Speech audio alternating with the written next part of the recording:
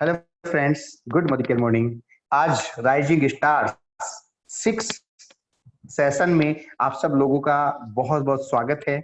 और आज हम मिलने वाले हैं हमारे मोदी केयर के ऐसे दो शानदार लीडर से, जिन्होंने यहाँ पर बहुत शानदार अचीवमेंट किए हैं और जिन्होंने अपनी मेहनत से, अपनी काबिलियत के बल पे यहाँ पर एक बहुत अच्छा मुकाम हासिल किया है। तो हम बहुत जल्दी मिलते हैं हमारे उन राइजिंग स्टार्स से। आज के हमारे जो राइजिंग स्टार्स हैं वो है नरेश पाल जी कृष्णिया, प्रेसिडेंशियल डायरेक्टर, और अंजू जी गोगावत जो कि है एसीडी। तो सभी लोग तैयार रहें, अभी हम बहुत जल्दी मिलते हैं हमारे आज के राइजिंग स्टार से। Thank you.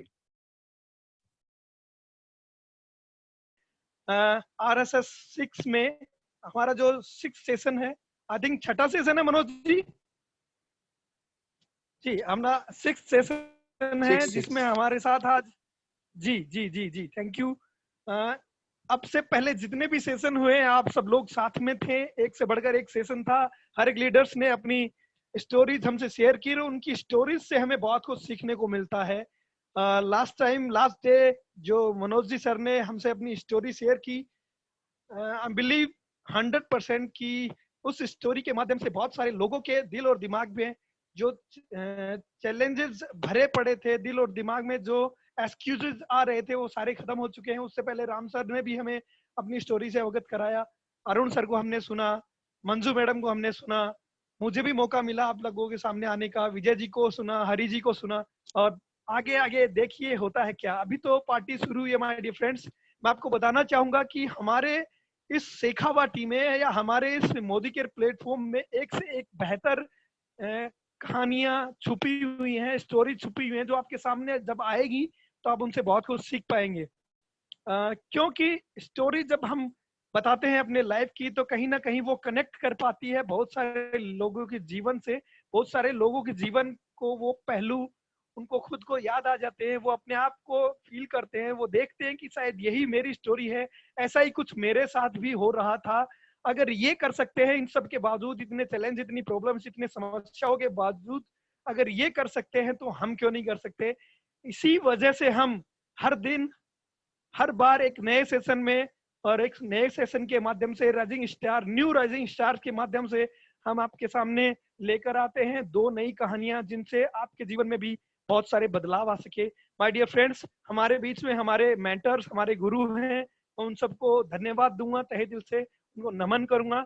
और हमारे इस सेशन को आगे लेके चलने से पहले मैं आपको कहूंगा कि जब भी आप इस सेशन में आए तो आप प्रयास करें कि आपकी टीम से या आपके कंसल्टेंट जितने भी हैं, आपके लीडर्स जितने भी हैं, आपकी टीम जितनी भी है, मैक्सिमम टीम, इवन अगर आप चाहें तो न्यू प्रोस्पेक्ट्स को, न्यू कंसल्टेंट को भी आप इनवाइट कर सकते हैं। क्योंकि यहाँ पे जब हमारे लीडर्स अपनी सक्सेस की स्टोरी सुनाएंगे, जो आज वो सक्सेस जिसको वो हासिल कर चुके हैं, उस सक्सेस के पीछे उन्होंने किन किन चैलेंजेस को फेस किया है, जो आज उनके जीवन में रोशनी नजर आ रही है, जो चमक नजर आ रही है, उस चमक के पीछे कौन से वो अंधेरे थे जिनको उन्होंने चीरा है, जिनको उन्होंने पार किया है।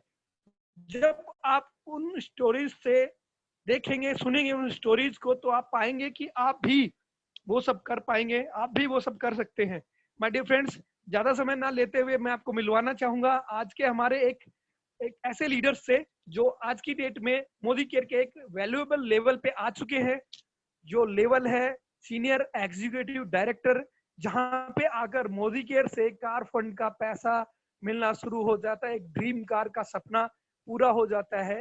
माय डियर फ्रेंड्स, ये एक ऐसे शख्स है या ऐसी व्यक्तित्व है, एक ऐसे लीडर है, एक ऐसे मेंटर भी मैं कहूंगा उनको, जिन्होंने अपने जीवन में कीर्तिमान स्थापित किए हैं। उन्होंने अपने आप को साबित किया है बहुत ही कम समय में। एक ग्रामीण परिवेश से वो बिलोंग करते हैं। मैं कहूंगा कि अपने आप में वो वन मैन आर्मी है। Yes yes my dear friends, जब उन्होंने इस करियर को शुरू किया तब उनके लाइफ में बहुत सारे चैलेंजेस थे जो आज हम सुनेंगे उनके माध्यम से।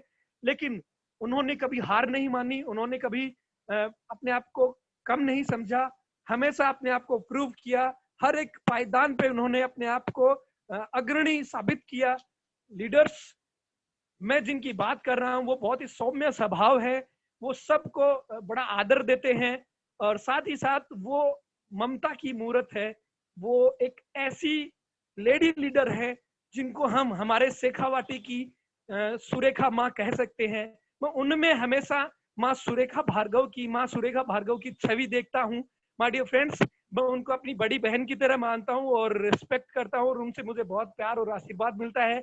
और मैं चाहूंगा कि आप सब उनके लिए अपने अपने घरों से, अपने दिल से, अपनी आत्मा से उनके लिए शानदार तालियां बजाएं अपने अपने घरों में। और मैं इनवाइट करना चाहूंगा एक none other than a great leader, a great personality, a great visionary, a great व्यक्तित्व के धनी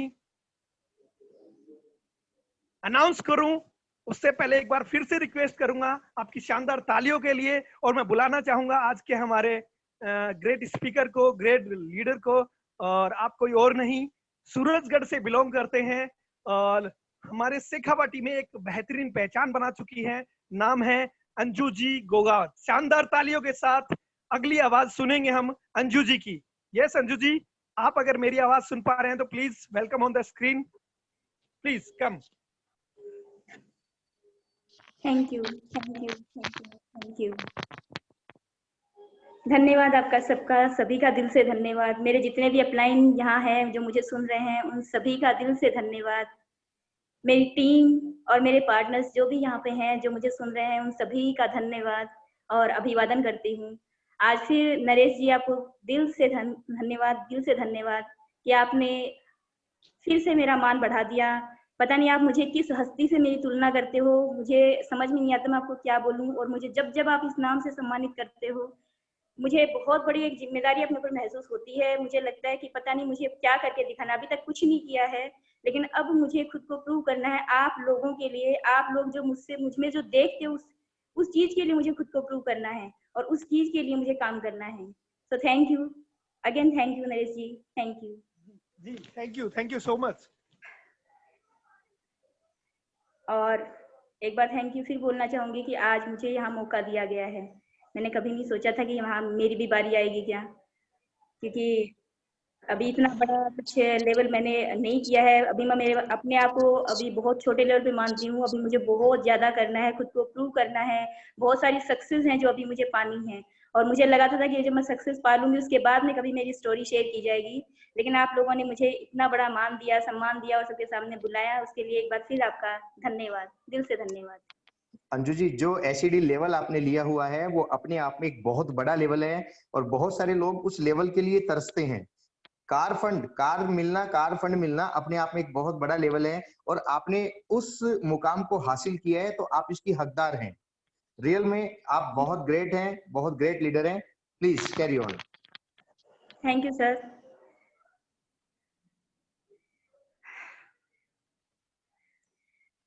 तो फ्रेंड्स, शुरू करूंगी अपनी कहानी से।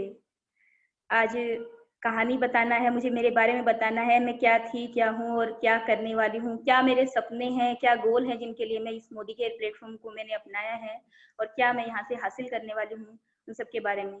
तो शुरुआत में मेरे थोड़े से पीछे के बैकग्राउंड से करूंगी कि मैं किस बैकग्राउंड से आई हूँ। मैं एक बहुत ही गरीब परिवार से कह सकती हूँ कि बहुत ज्यादा गरीब परिवार से बिलोंग करती थी। एक ऐसी कंडीशन में, ऐसी परिस्थितियों में मैं पली थी जहाँ मतलब जरूरतें पूरी होना भी दूर की बात है, मतलब बहुत आवश्यक जरूरतें भी पूरी नहीं हो पाती थी। मेरे पापा एक छोटे से दुकानदार हुआ करते थे और बचपन से ही हमने मतलब बहुत संघर्ष से जीवन व्यतीत किया है। 12 साल की उम्र से मैंने अपने आप पर एक जिम्मेदारी महसूस कर ली थी कि मुझे कुछ करना पड़ेगा वरना मेरा परिवार नहीं चल पाएगा, क्योंकि पापा बहुत ज्यादा बीमार रहते थे और उस बीमारी की वजह से हमें दिन रात ये टेंशन रहती थी कि अब हम घर का खर्चा कैसे पापा चलाएंगे और कैसे हम लोग अपना घर चला पाएंगे। मैंने उसी टाइम से मतलब थोड़ा थोड़ा जो भी मैं हेल्प कर सकती थी अपने घर वालों की, मैंने करना शुरू कर दिया था। मैंने सबसे पहले अपने घर में 5 बहन भाई थे हम लोग, परिवार हमारा बड़ा था और पापा बीमार रहते थे, दुकान छोटी सी थी, घर का खर्च नहीं चल पाता था। तो मैंने पहली हेल्प के रूप में सोचा कि कम से कम हम जो कपड़े पहनते हैं वो तो हम खुद सिलाई कर लें। तो घर ही से जो साड़ियाँ, जो कपड़े जो होते थे, उन्हीं से मैं सिलाई, हाथ से सिलाई करके मेरे बहन भाइयों के कपड़े तैयार करती थी, ताकि थोड़ा सा मदद मिल सके और हम लोग घर को थोड़ी सी हेल्प दे सके कि हमें कपड़े बाहर से ना खरीदने पड़े। और जबकि मैंने कहीं सिलाई सीखी नहीं थी, ये चीज मैंने खाली जो पुराने कपड़े थे उनको वापस खोल खोल के उनको देख करके मैंने सिलाई करना शुरू किया था। फिर पापा ने देख करके कि मैं हाथ से सिलाई कर लेती हूँ, तो पापा ने एक पुरानी मशीन हम लोग को ला के दी और फिर उसके बाद मैंने छोटी सी उम्र से सिलाई करना शुरू कर दिया था। उसके बाद में पापा की दुकान भी, चूंकि पापा दुकान पे नहीं जा पाते थे और हम लोग घर पे ही बैठ करके सिलाई करते थे। अड़ोसी पड़ोसी जो भी होते थे उनके जो पुराने कपड़े थे उनको सिलना, जो मतलब रिपेयरिंग करने का काम हम करते थे, क्योंकि सिलाई मैंने सीखी नहीं थी प्रोफेशनल रूप से, तो मैं नए कपड़े नहीं सिल पाती थी, लेकिन पुराने कपड़ों को सिल करके जो भी थोड़ा बहुत आ पाता था, पढ़ाई करने के बाद में मैं घंटे 2 घंटे सिलाई को दिया करती थी। मैं 15 साल की हुई तब मैंने ट्यूशन स्टार्ट कर दी और अड़ोस पड़ोस के बच्चों को मैंने पढ़ाना शुरू कर दिया। और जैसे ही मैं 16 साल की हुई थी, मैंने 10th के एग्जाम दिए थे, मेरे एग्जाम का रिजल्ट बाद में आया और मैंने 16 साल की उम्र में स्कूल ज्वाइन कर लिया था और मैंने पढ़ाना शुरू कर दिया था। यानी बहुत छोटी सी उम्र से हमारे सिर पे जिम्मेदारियां थी। हाँ, मैं जो भी काम करती थी पूरी समर्पित होकर करती थी। मेरे परिवार में या यूं मान लीजिए मेरे गांव में लोग मेरी इज्जत करते थे, आज भी करते हैं, उस टाइम भी करते थे। सबको एक चीज पता थी कि ये लड़की है, ये पता नहीं क्या कर लेगी, इसको कुछ भी कह दो, कुछ भी दे दो, कोई भी काम बता दो, ये किसी काम को ऐसे नहीं कहती, ये नहीं कर पाएगी। हर व्यक्ति मेरे से इंतजार करता था। जब मैं घर से बाहर निकलती थी तो सब ये वेट करते थे घर से बाहर जाएगी तो हम भी 2 काम करवा लें। कोई मुझसे दूध मंगवा रहा है, कोई मुझसे सब्जियां मंगवा रहा है, कोई मुझसे चूड़ियां मंगवा रहा है, कोई, मतलब हर व्यक्ति मेरे इंतजार करता था कि ये बाहर जाएगी तो 4 काम करके आएगी तो हमारे भी काम कर देगी। यानी मैं कभी किसी को मना नहीं करती थी और काम करके मुझे खुशी होती थी। मैं किसी की मदद करती तो मुझे बहुत ज्यादा खुशी मिलती थी। और इसी बीच मतलब मैंने जो पढ़ाने का काम शुरू किया तो मेरा पढ़ाने का तरीका इतना अच्छा था कि मेरे स्कूल के अंदर मेरी उम्र बहुत छोटी थी, मैं बहुत छोटी लगती थी और जो लोग रास्ते में मिलते थे हंसते भी थे, बोले ये टीचर है, ये मास्टर नहीं है, ये पढ़ाने जाएगी। ऐसे शर्म भी आती थी, बहुत घबराहट भी होती थी कि लोग ऐसे बोलते थे। लेकिन जब मैं स्कूल में जाती थी, जब मैं बच्चों के सामने जाती थी तो मैं परफेक्ट टीचर होती थी और मैंने अपना 100% दिया। इतना ज्यादा दिया कि वही बच्चे, जब कभी मेरा पीरियड इधर से हटाकर दूसरी जगह शिफ्ट किया तो बच्चे एप्लीकेशन लगा देते थे कि हमें सिर्फ अंजू मैडम से ही पढ़ना है, आप उनका पीरियड हमारी क्लास में वापस लगाओ। तो इतनी मेरी डिमांड रहती थी और इसी डिमांड का ये रिजल्ट था कि मेरे पास अलग अलग स्कूलों से ऑफर आते रहते थे, आप हमारे साथ आ जाओ, आप हमारे साथ आ जाओ। और मैंने बहुत अच्छा टीचिंग करवाई। मैंने सिर्फ 2 ही साल टीचिंग करवाई कि मेरा 18 साल की उम्र में, वो भी बहुत छोटी सी उम्र है, आज 18 साल की उम्र में सोचते भी नहीं इस बारे में, और मेरी शादी कर दी गई थी। मेरे इच्छा के विरुद्ध मेरी शादी कर दी गई थी क्योंकि मेरे पापा बहुत बीमार हो चुके थे, एकदम बिल्कुल बिस्तरों में आ चुके थे, वो उठ बैठ नहीं सकते थे। उनको टीवी था और सबको ये लगने लगा था कि पापा अब ज्यादा टाइम नहीं निकालेंगे। वो अस्थमा के पेशेंट थे, साथ में उनको टीवी भी हो चुका था। तो डॉक्टर्स को देने के लिए भी हमारे पास ज्यादा पैसे नहीं थे। हम जो मुश्किल से कर पाते थे उसी में से थोड़ी बहुत दवाइयां पापा को दिलवाते थे और हमारी दिन प्रतिदिन हालत खराब होती जा रही थी। जो हम ला रहे थे उससे घर का खर्चा चलाना बहुत ज्यादा मुश्किल था क्योंकि उस समय जब मैंने शुरुआत करी थी सिर्फ 550 रुपए मैंने शुरुआत करी थी। 1999 में मैंने स्कूल ज्वाइन किया था और उस टाइम पे सिर्फ 550 रुपए मैंने स्कूल ज्वाइन किया था। और साथ में मेरी बहन भी थी, उसने भी 550 रुपए वो लेती थी, 550, इस तरह से हमारे घर में 1100 रुपए आते थे।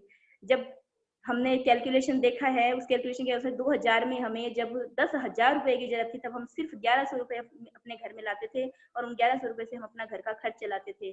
तो कितना मुश्किल था वो टाइम पीरियड, आप समझ सकते हैं कि उसमें हमारा घर का खर्चा, 5 बहन भाइयों के खाने का खर्चा, ऊपर से पापा की दवाइयाँ, और वो जो समय था वो हमारे लिए सबसे ज्यादा स्ट्रगल का समय था।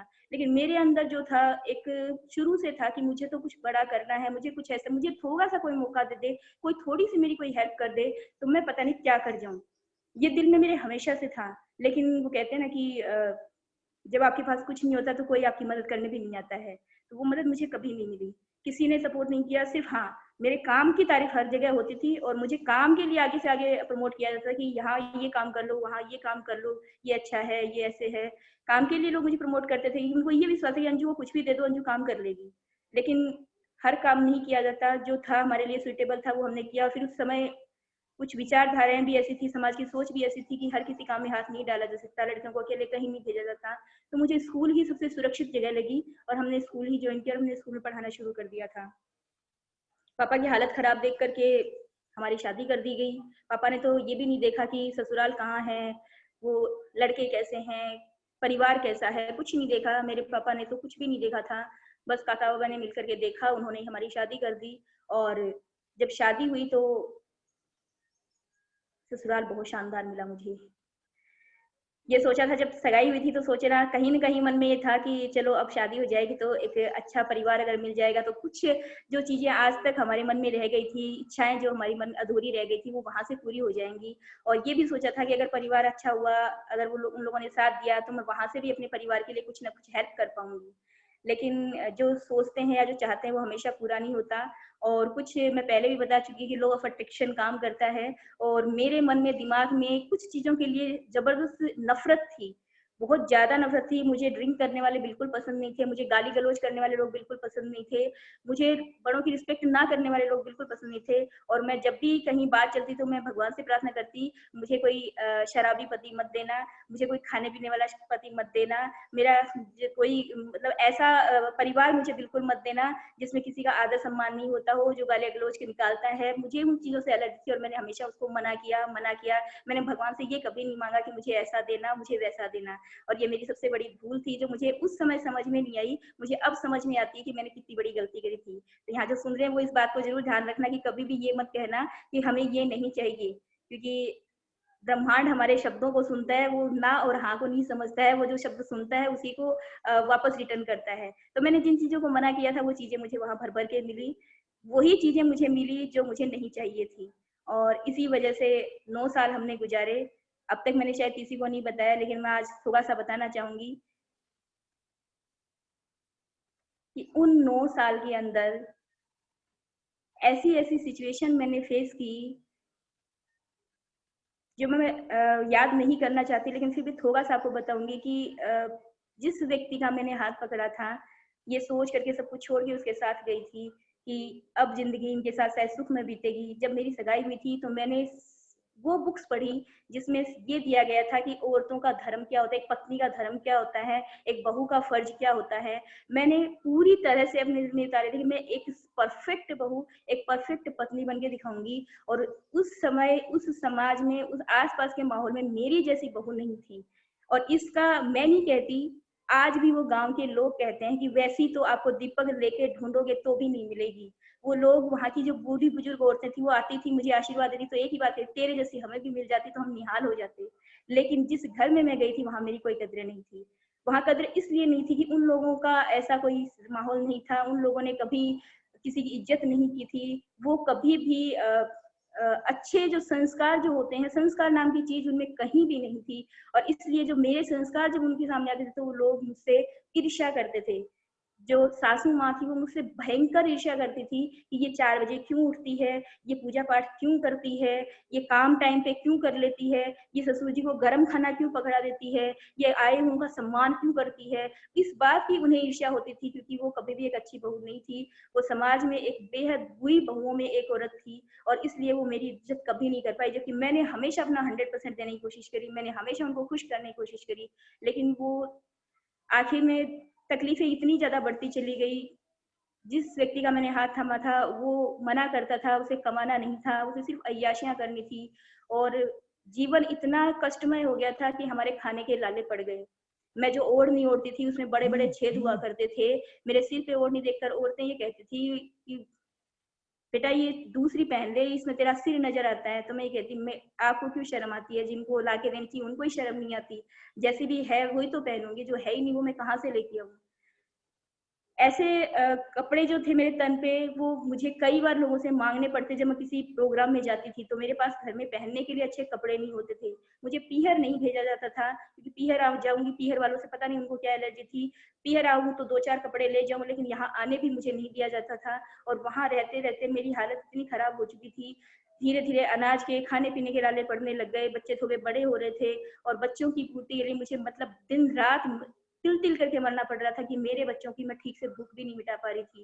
क्योंकि घर में कहीं से भी कोई पैसा नहीं आ रहा था, वो सिर्फ़ पड़े-पड़े अय्याशा करता था और उसको जब भी कहा जाता कि भी आप नहीं कमाओगे तो कैसे परिवार का लालन-पालन होगा, वो बस उसी समय मार-कूट पे उतर आते थे और गालियाँ निकालना शुरू कर देते थे। घर में ना सास-ससुर मदद कर रहे थे, कोई मदद करना चाहता तो उनको मदद करने दी भी नहीं जाती थी।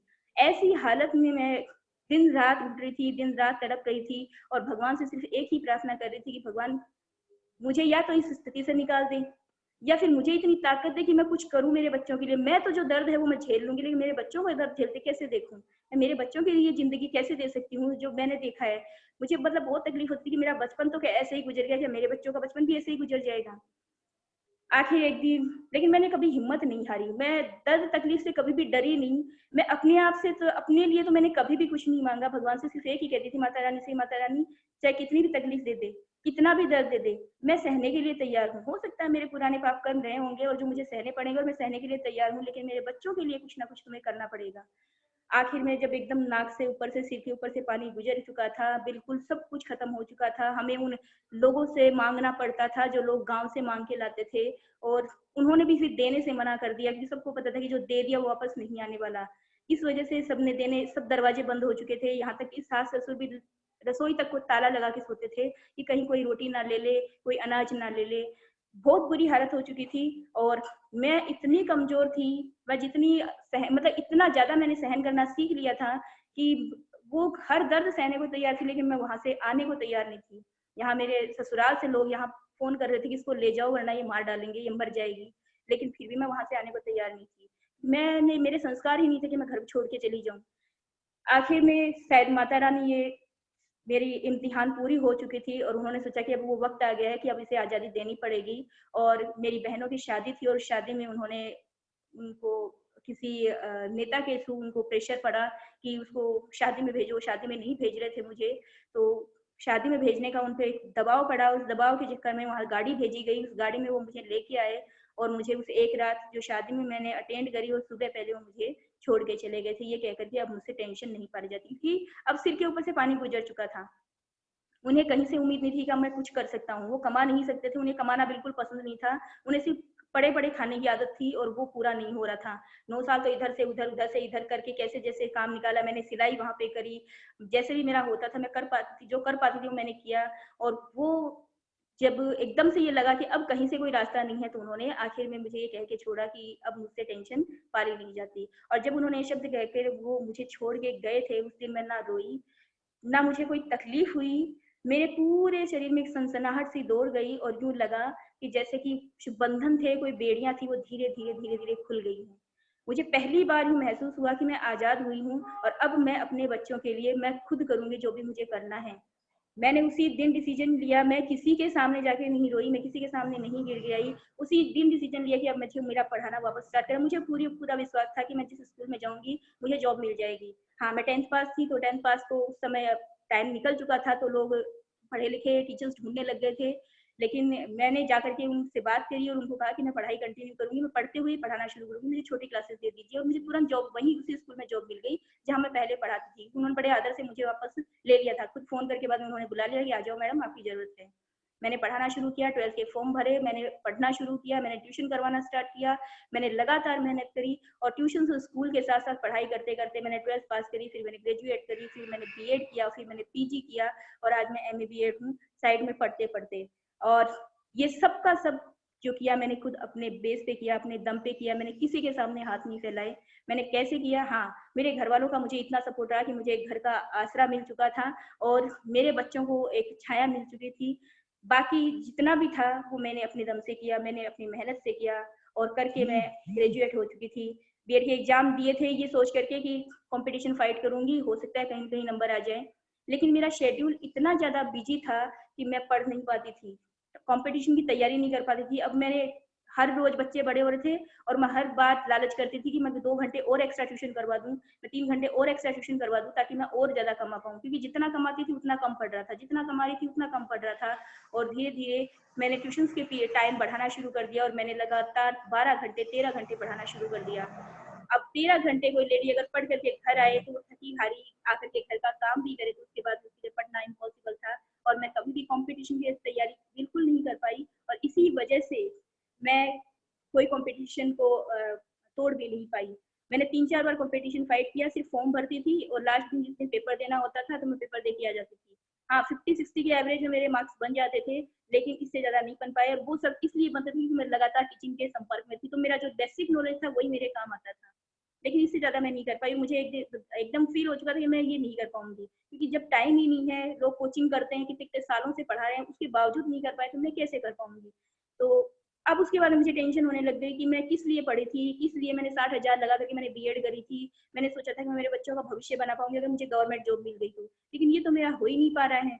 तो अब मैं क्या करूं? और मेरे दिन में फिर दिमाग में यही आने लग गया कि फिर यही जिंदगी है, उस जिंदगी से निकले तो अब ये फिर वही घिसी-पिटी जिंदगी मिल गई। वही उठना, वही बच्चों का काम, वही स्कूल जाना, वही ट्यूशन करवाना, फिर आना, फिर सो जाना, फिर वही सारा काम। मतलब एक सर्कल में घूम रही थी जिंदगी, एक कुएं के मेंढक जैसी जिंदगी हो गई थी और मैं हर वक्त अपने आप को उसी सर्किल से निकालने की कोशिश करती, लेकिन मैं निकाल नहीं पा रही थी। एक्स्ट्रा काम करने के लिए समर वेकेशन आते थे, तब मैं डांस क्लासेस चलाती थी, मैं क्राफ्ट क्लासेस चलाती थी कि मुझे एक्स्ट्रा इनकम हो जाए, लेकिन उन्हें भी मैं कंटिन्यू नहीं कर पाती थी, क्योंकि कंटिन्यू करने के लिए मुझे थोड़ा इन्वेस्टमेंट चाहिए था और दूसरा थोड़ा-सा रिस्क लेना था और मैं रिस्क लेने के लिए बिल्कुल तैयार नहीं थी। मुझे पता है अगर मैं रिस्क ले लेती हूँ और कहीं उसमें मुझे ये डर था कि कहीं कामयाब नहीं हुई तो, कहीं मैं फेल हो गई तो फिर मेरा तो स्कूल भी गया, फिर मेरा ट्यूशन भी गया, फिर मुझे इसे वापस बनाने में इतना टाइम लगेगा कि मैं उस दौरान अपने बच्चों के लिए क्या करूँगी? तो मैं रिस्क नहीं लेकर के लगातार सिर्फ वही काम करती जा रही थी, वही मेरी मजबूरी हो गई थी और मुझे वही करना पड़ रहा था। लेकिन दिमाग में हर रात जब सोती थी तो एक ही दिमाग में ये रहता कि यही ज़िंदगी है, कि इसी ज़िंदगी के लिए पैदा हुए हैं, क्योंकि ख्वाब तो सपने तो ये नहीं पता था, सपने क्लियर नहीं थे कि मुझे करना क्या है। हाँ, मेरी शुरू से ही किरण बेदी जो है वो मेरी आइडियल रही हैं और मुझे उनके जैसा बनना था, ये मेरा सपना था। लेकिन ये एक सपना तो तभी टूट गया था जब मेरी शादी हो गई थी। उसके बाद में मुझे ये नहीं पता सपने क्या होते हैं। रियल बता रही हूँ कि मुझे सपनों की परिभाषा ही नहीं पता था और ना ये पता था कि सपने देखने चाहिए और उनको पूरा करने के लिए प्रयास करना चाहिए। लेकिन अब दिमाग में ये ज़रूर चलता था कि ऐसी ज़िंदगी जीने के लिए तो मैं पैदा नहीं हुई हूँ। मेरे जन्म लेने का कोई इतना साधारण सा कारण तो नहीं हो सकता कि मुझे सिर्फ़ बच्चे पालने हैं। मुझे तो कुछ बहुत बड़ा करना है। ये मेरे दिल में बचपन से था और हमेशा मतलब महसूस होता था कि अंदर से एक एनर्जी महसूस होती है कि तू अंजू कुछ करने के लिए पैदा हुई है। तो मुझे लग रहा था कि ऐसे तो पूरा नहीं हो सकता। तो भगवान मुझे वो रास्ता दिखा जिसके लिए मेरा जन्म हुआ है, जो मुझे करना है। और वो क्या है जो मुझे करने के लिए यहाँ आई हूँ। क्योंकि मेरा ससुराल छूटना नॉर्मल बात नहीं थी। मैंने कभी भी किसी चीज़ को ऐसे नेगेटिव नहीं लिया। मैं अगर वहाँ गई तो मैंने हमेशा ये कहा कि हो सकता है कोई कर्म थे जो मुझे भोगने हैं, मैं यहाँ भोग लूँगी और मैं भोगने के लिए आई हूँ। इसके बाद में कुछ ज़रूर अच्छा होगा। वो जब छूट गया तो भी मुझे ये महसूस हुआ कि वो छूटा है तो किसी न किसी कारण से छूटा है और फिर भी मुझे कुछ इसके आगे कुछ अच्छा होने वाला है। भगवान मुझसे कुछ अच्छा चाहता है, इसलिए ये मेरे साथ हुआ है। लेकिन वो कारण मुझे समझ में नहीं आया कि मुझसे चाहता क्या है? और एक दिन ऐसे ही करते-करते मेरे ज़िंदगी में आया मोदी केयर और जिस दिन मोदी केयर मुझे समझ में आया, उस दिन मुझे समझ में आ गया था कि मेरी ज़िंदगी क्यों है, मुझे क्या करना है। बहुत सारी पिक्चर्स अब क्लियर हो चुकी हैं। अब मेरे ज़िंदगी का जो असली मकसद है, वो भी लगभग मेरे सामने क्लियर आ चुका है कि मुझे ज़िंदगी क्यों जीनी है, मुझे करना क्या है। लेकिन मोदी केयर उस प्लेटफ़ॉर्म की पहली मेरे सपनों की पहली सीढ़ी था। वो जैसे ही मेरी ज़िंदगी में आया तो मैं धन्यवाद करना चाहूँगी सबसे पहले अनिल भैया का, जिन्होंने मुझे इससे परिचय करवाया।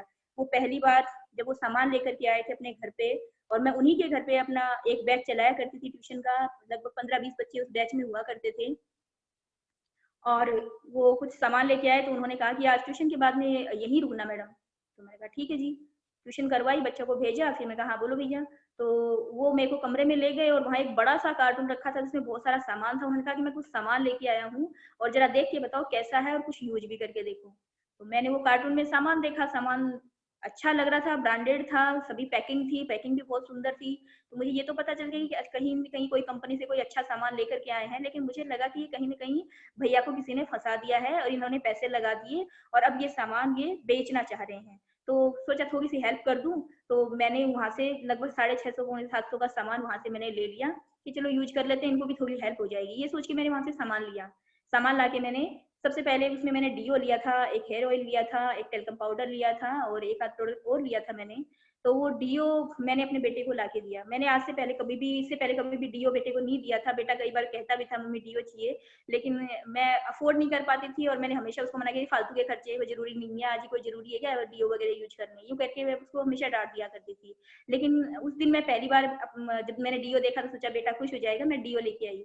बेटे ने डीओ देखा तो वो मेरे गले लग गया, बहुत ज़्यादा खुश हुआ कि मम्मी ये थैंक यू आप मेरे लिए डीओ लेके आए हो। उसने उसको यूज़ किया तो उसे अच्छा भी लगा, वो बहुत ज़्यादा पसंद भी आया उसको और उसने उसकी बहुत तारीफ़ करी, मम्मी आपका डीओ बहुत अच्छा है, बहुत ही अच्छा लगा। अब किसी प्रोडक्ट की कोई तारीफ़ कर दे, हम कोई पहली बार कोई चीज़ लाए और उसकी कोई तारीफ़ कर दे तो फिर पता है कि first impression is the last impression. मुझे बस मन में जच गया कि चीज़ तो अच्छी है, इसका मतलब अगर बेटे को पसंद आया है तो इसका मतलब प्रोडक्ट में क्वालिटी। मुझे तो डीओ का नॉलेज नहीं था कैसा होता है, कैसा नहीं होता है, लेकिन वो तो बच्चा है, फ्रेंड्स वगैरह से यूज़ करता रहता था तो उसने उसको पसंद कर लिया। फिर उसने हेयर ऑयल भी यूज़ किया और हेयर ऑयल को भी उसने काफ़ी अच्छा बताया, मम्मी हेयर ऑयल भी बहुत अच्छा, तेल बहुत अच्छा है। चलो बहुत बढ़िया है, प्रोडक्ट पास हो गए थे। तो मैंने कहा भैया प्रोडक्ट तो अच्छे लगे। फिर मैंने दूसरे दिन पूछा उनसे भैया ये कितने का हुआ? तो भैया ने तकरीबन शायद पौने 700 ऐसे कुछ मुझे बताया था। फिर उन्होंने एक बात और बोली, बोले अंजू जी एक आधार कार्ड अगर आप अपना दे दो तो ये इसमें कुछ डिस्काउंट मिल जाएगा। अब उन्होंने मुझे कुछ नहीं बताया, सिर्फ इतना बोला कि आधार कार्ड दे दो तो डिस्काउंट मिल जाएगा। चलो ठीक है, आधार कार्ड दे देंगे, डिस्काउंट में तो 15-20-50 रुपए बचते हैं, बढ़िया ही बात है, सबको अच्छा लगता है ना डिस्काउंट, तो मुझे भी अच्छा लगा और मैंने अपना आधार कार्ड उनको दे दिया। आधार कार्ड लेकर के उन्होंने मेरा रजिस्ट्रेशन किया और दूसरे दिन उन्होंने कहा कि मैंने आपका रजिस्ट्रेशन कर दिया है और वो प्रोडक्ट में आपको इतने का डिस्काउंट मिला है। तो ठीक है, मैंने जो बाकी पैसे थे उनको सबमिट करवा दिए। अब 2-3 दिन बाद में उन्होंने फिर कहा कि वो प्रोडक्ट कैसे लगे, बोला अच्छे लगे, तो प्रोडक्ट तो अच्छे हैं, तो बोले ये ऐसे ऐसे मोदी केयर है, कंपनी है, इसमें आप ज्वाइन कर लो और अपन साथ में मिलके काम करेंगे और यहाँ से हम अपने सपने पूरे कर सकते हैं। तो मैंने कहा कैसी बातें कर रहे हो, वैसे सामान से कोई सपने पूरे होते हैं क्या? बोले मैं आपको ना मेरे सीनियर से मिलवाऊंगा, तब आप बात करना उनसे और वो बताएंगे आपको कि ये क्या चीज है और इसमें कैसे होता है। ठीक है, लेकिन मुझे टाइम तो मिलता नहीं है। तो उन्होंने एक दिन 2-4 दिन फिर निकले, फिर मेरे को फोन किया, अंजू जी आपसे मिलना है, मेरे सीनियर्स आए हुए हैं। मैंने कहा भैया आपको पता ही है मैं 9:30 बजे पहले तो घर ही नहीं पहुंचूंगी, आप कब मिलोगे मेरे से? क्योंकि मैं तो स्कूल से सीधा ट्यूशन पे चली जाती थी, सुबह 8 बजे निकलने के बाद मैं रात को 9:30 बजे घर आना, ये मेरा रूटीन था, तो इस बीच में मिलूं कब उनसे? तो मैंने कहा भैया मैं कैसे मिलूं आपसे? तो बोले कि आप तो 9:30 बजे बाद में का टाइम है, जैसे आप घर पहुंचो आप मुझे फोन कर देना। उन्होंने बहुत ज़्यादा फ़ोर्स किया, तो मैंने 4-5 बार उनको मना किया, भैया नहीं हो पाएगा, आप कब आओगे, कब अपन बैठेंगे, मैं लेट पहुँचूँगी, फिर मैं खाना बनाऊँगी, फिर उसके बाद में कब आप आओगे, कब मुझसे बात करोगे? बोले आप तो पहुँच जाओ तब फ़ोन कर देना आप, हम तो 10 मिनट लेंगे आपके। मैंने चलो ठीक है 10 मिनट लेंगे तो कर लेते हैं। मैं आई, लेकिन मैं फ़ोन नहीं कर सकी, मैं आते ही काम में लग गई और भैया ने दोबारा फ़ोन किया, बोले आ गए? मैं हाँ, आ गई। बोले थोड़ी देर में आते हैं। वो थोड़ी देर में नहीं पहुँच पाए, मैंने खाना भी बना लिया, हमने खा भी लिया, मैं बर्तन साफ़ कर रही थी, तकरीबन 10 बज चुके थे और तब विनोद जी और पवन जी और साथ में अनिल भैया आए। एक बार उन सबका दिल से धन्यवाद देना चाहूंगी कि वो उस दिन नहीं आते, वो मुझे नहीं बताते, तो शायद मैं इस बिजनेस में आज आप लोगों के सामने नहीं होती। वो लोग रात के 10 बजे भी आए और आकर के उन्होंने बताना शुरू किया, मेरा भाई था, मैं थी और हम लोग बैठे और हमने देखना शुरू किया। उन्होंने कुछ डेमोस्ट्रेशन दिखाए, कुछ प्लान भी बताया। लेकिन मैं इस मोदी के नेटवर्क मार्केटिंग के बारे में कुछ भी नहीं जानती थी। ये मेरी पहली कंपनी है और मेरे लिए इसका ए भी अनजान था। मुझे नहीं पता नेटवर्क मार्केटिंग होती क्या है। बस कभी-कभार लोगों से सुना था कि चैन बनाने का सिस्टम होता है और ये फेल हो जाते हैं लोग, कंपनियां भाग जाती हैं। तो मेरी समझ में तो एक चैन बनाने का सिस्टम ये है, आप खरीदो, फिर 2 लोगों को बताओ, फिर उन 2 लोगों को बोलो कि आप अपने 2 लोगों को बताओ। इस तरीके से आगे चलने का बिजनेस है और इसमें सिर्फ लोग बेवकूफ बनाते हैं, ऊपर-ऊपर वाले कमा लेते हैं और फिर ये भाग जाती है कंपनियां धोखा दे करके। तो मेरे दिमाग में भी वही था, तो मैं उनका जब वो बता भी रहे थे तो मेरे दिमाग में कुछ ज्यादा खास नहीं बैठ रहा था। बस मन-मन में यूँ हो रहा था कि कहीं न कहीं ये फँसाने का ही चक्कर है और मैंने उसको सीरियसली नहीं लिया। सिर्फ प्रोडक्ट के जो डेमो उन्होंने दिखाए वो मुझे ठीक लगे, लेकिन फिर मेरा सवाल एक ही था कि सर प्रोडक्ट इतने महँगे हैं कि मैं किसी को शेयर भी करूँगी तो मैं कैसे शेयर करूँगी? लोग अफोर्ड ही नहीं कर सकते इसकी कीमत को। क्योंकि मैं तो ऐसे बैकग्राउंड से रही हुई हूँ कि मैंने कभी इतने महँगे प्रोडक्ट यूज़ ही नहीं करे, ना मैंने यूज़ करे और ना आस-पास के माहौल में मैंने नहीं देखे कि कोई बहुत अच्छा प्रोडक्ट यूज़ करता है क्या? सभी लोग मार्केट का साधारण प्रोडक्ट खरीदते हैं। तो आप वो कहते हैं ना कि जैसे आप होते हो आपकी वैसी सोच हो जाती, तो वैसी मेरी भी सोच थी कि लोग नहीं खरीद पाएँगे ऐसे प्रोडक्ट को। तो मैंने कहा सर बहुत ज़्यादा महँगे प्रोडक्ट हैं और लोग नहीं खरीद पाएँगे इसको। तो उन्होंने कहा कि अरे प्रोडक्ट महँगे नहीं है, उन्होंने मुझे यूज़र बेनिफिट बताए, देखिए कितना सस्ता। मैंने कहा सर ये सस्ता पड़ेगा तब पड़ेगा, लेकिन पहली बार तो हमें इतना पैसा देना पड़ेगा ना, तो हम कहाँ से करेंगे? इतना महँगा हम कैसे खरीद पाएँगे? तो उन्होंने कहा कि आप एक काम करो, 3 दिसंबर को एक सेमिनार है, आप उसमें हमारे साथ चलो और वहाँ देखो और फिर समझो इस चीज़ को। आपको समझ में नहीं आई, आप जब समझोगे तो पता चलेगा, वहाँ देखोगे तो। मैं कहा देखते हैं। फिर 1-2 दिन बाद में फिर अनिल भैया ने मेरे को पूछा, मेरा फीडबैक लिया, तो मैंने कहा नहीं भैया कुछ ये आना-जानी नहीं है, ये प्रोडक्ट इतने महँगे हैं और मेरे को तो वैसे भी टाइम नहीं मिलता, आपको पता ही है, मैं तो सारे दिन तो बिज़ी रहती हूँ, कहाँ मैं लोगों से बात कर पाऊँगी, कहाँ ये काम कर पाऊँगी, तो मेरे बस की बात नहीं है। तो उन्होंने हाथों-हाथ वीरू भैया को फ़ोन लगाया और फ़ोन लगा करके मेरे को दे दिया। बोले ये वीरू भैया हैं सीकर से, इनसे बात करो। मैंने बोला तो उन्होंने सीधे ही फ़ोन लेते बोले हाँ अंजू जी कैसे हो? मैंने कहा अच्छी हूँ सर। तो बोले क्या करते हो? क्योंकि उन्होंने डायरेक्ट मेरा नाम लिया, शायद अनिल भैया ने उनके सामने ज़िक्र कर दिया होगा, तो वो मतलब सीधे वो बोले कि वो एक मैडम, वो जो मैडम है उनसे बात करो, तो उन्होंने सीधा मेरा नाम लिया था। तो मुझे लगा कि शायद इनकी आपस में बात हो चुकी है। फिर उन्होंने बोला कि क्या करते हो? मैंने कहा सर टीचिंग करवाती हूँ, पढ़ाती हूँ और ट्यूशन्स करवाती हूँ। तो बोले कितना कमा लेते हो? मैंने 20-22 हज़ार रुपए हो जाते हैं, 10-1 हज़ार स्कूल से आते हैं, 10-12 हज़ार मैं ट्यूशन से कर लेती हूँ, बस इतना ही हो पाता है सारे दिन में। तो बोले सिर्फ इतना ही करना चाहोगी?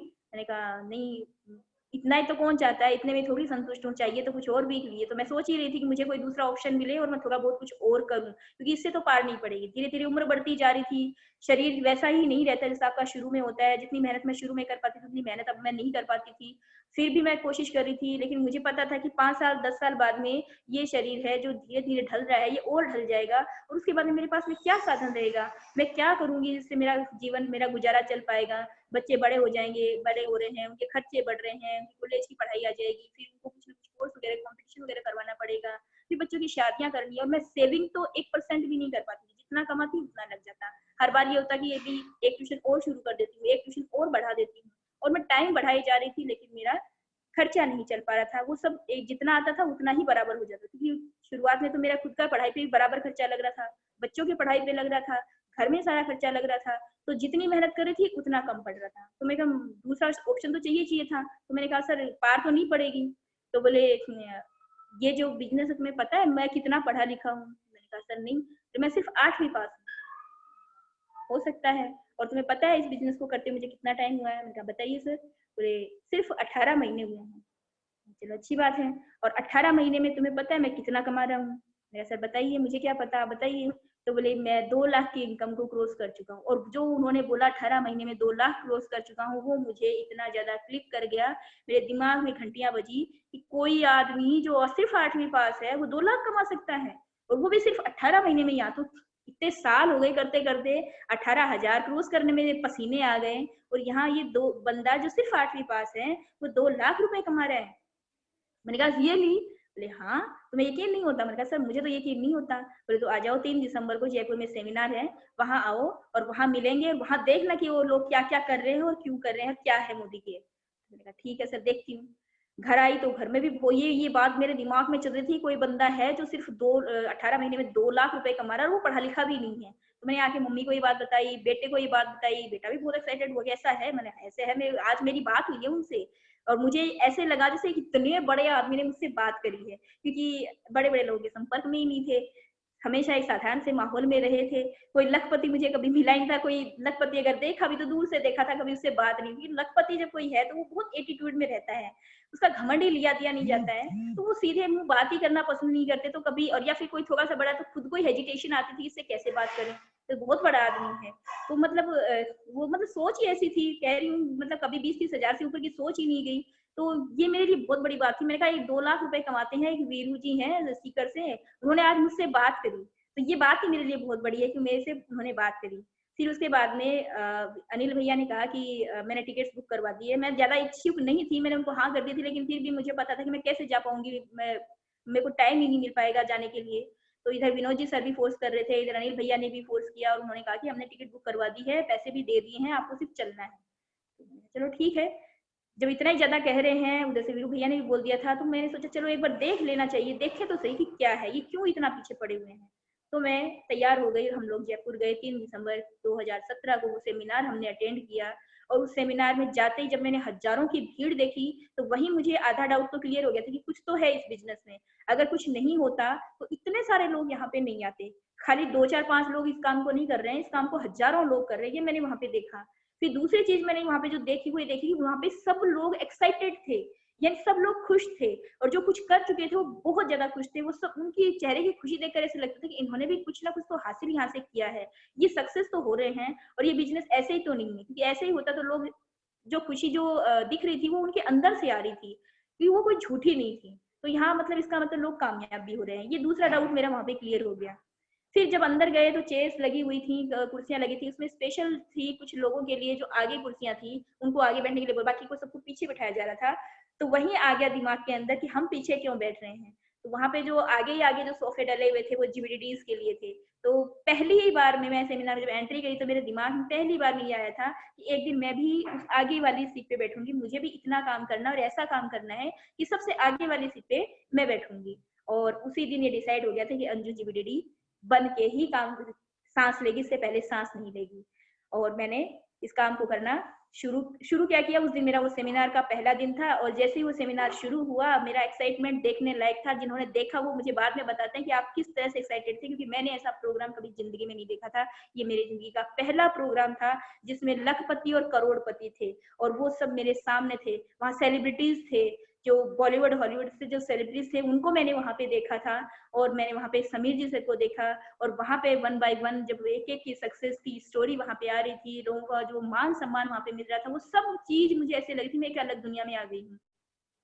मुझे नहीं पता था। ऐसी दुनिया सिर्फ मैंने फिल्मों में देखी थी, टीवी पे देखी थी, और टीवी की दुनिया तो काल्पनिक दुनिया होती है। मुझे लगता है ये सब तो काल्पनिक है, ऐसा हकीकत में नहीं होता है। लेकिन उस दिन मैं हकीकत में उस चीज को देख रही थी। शायद आप लोगों को अजीब लगे कि ऐसा क्या देखा, लेकिन मैं कह रही हूँ कि मैंने जो देखा वो मेरे लिए अविस्मरणीय है। मैं उसे कभी नहीं भूल सकती, क्योंकि वो मेरी जिंदगी का सबसे खूबसूरत दिन था।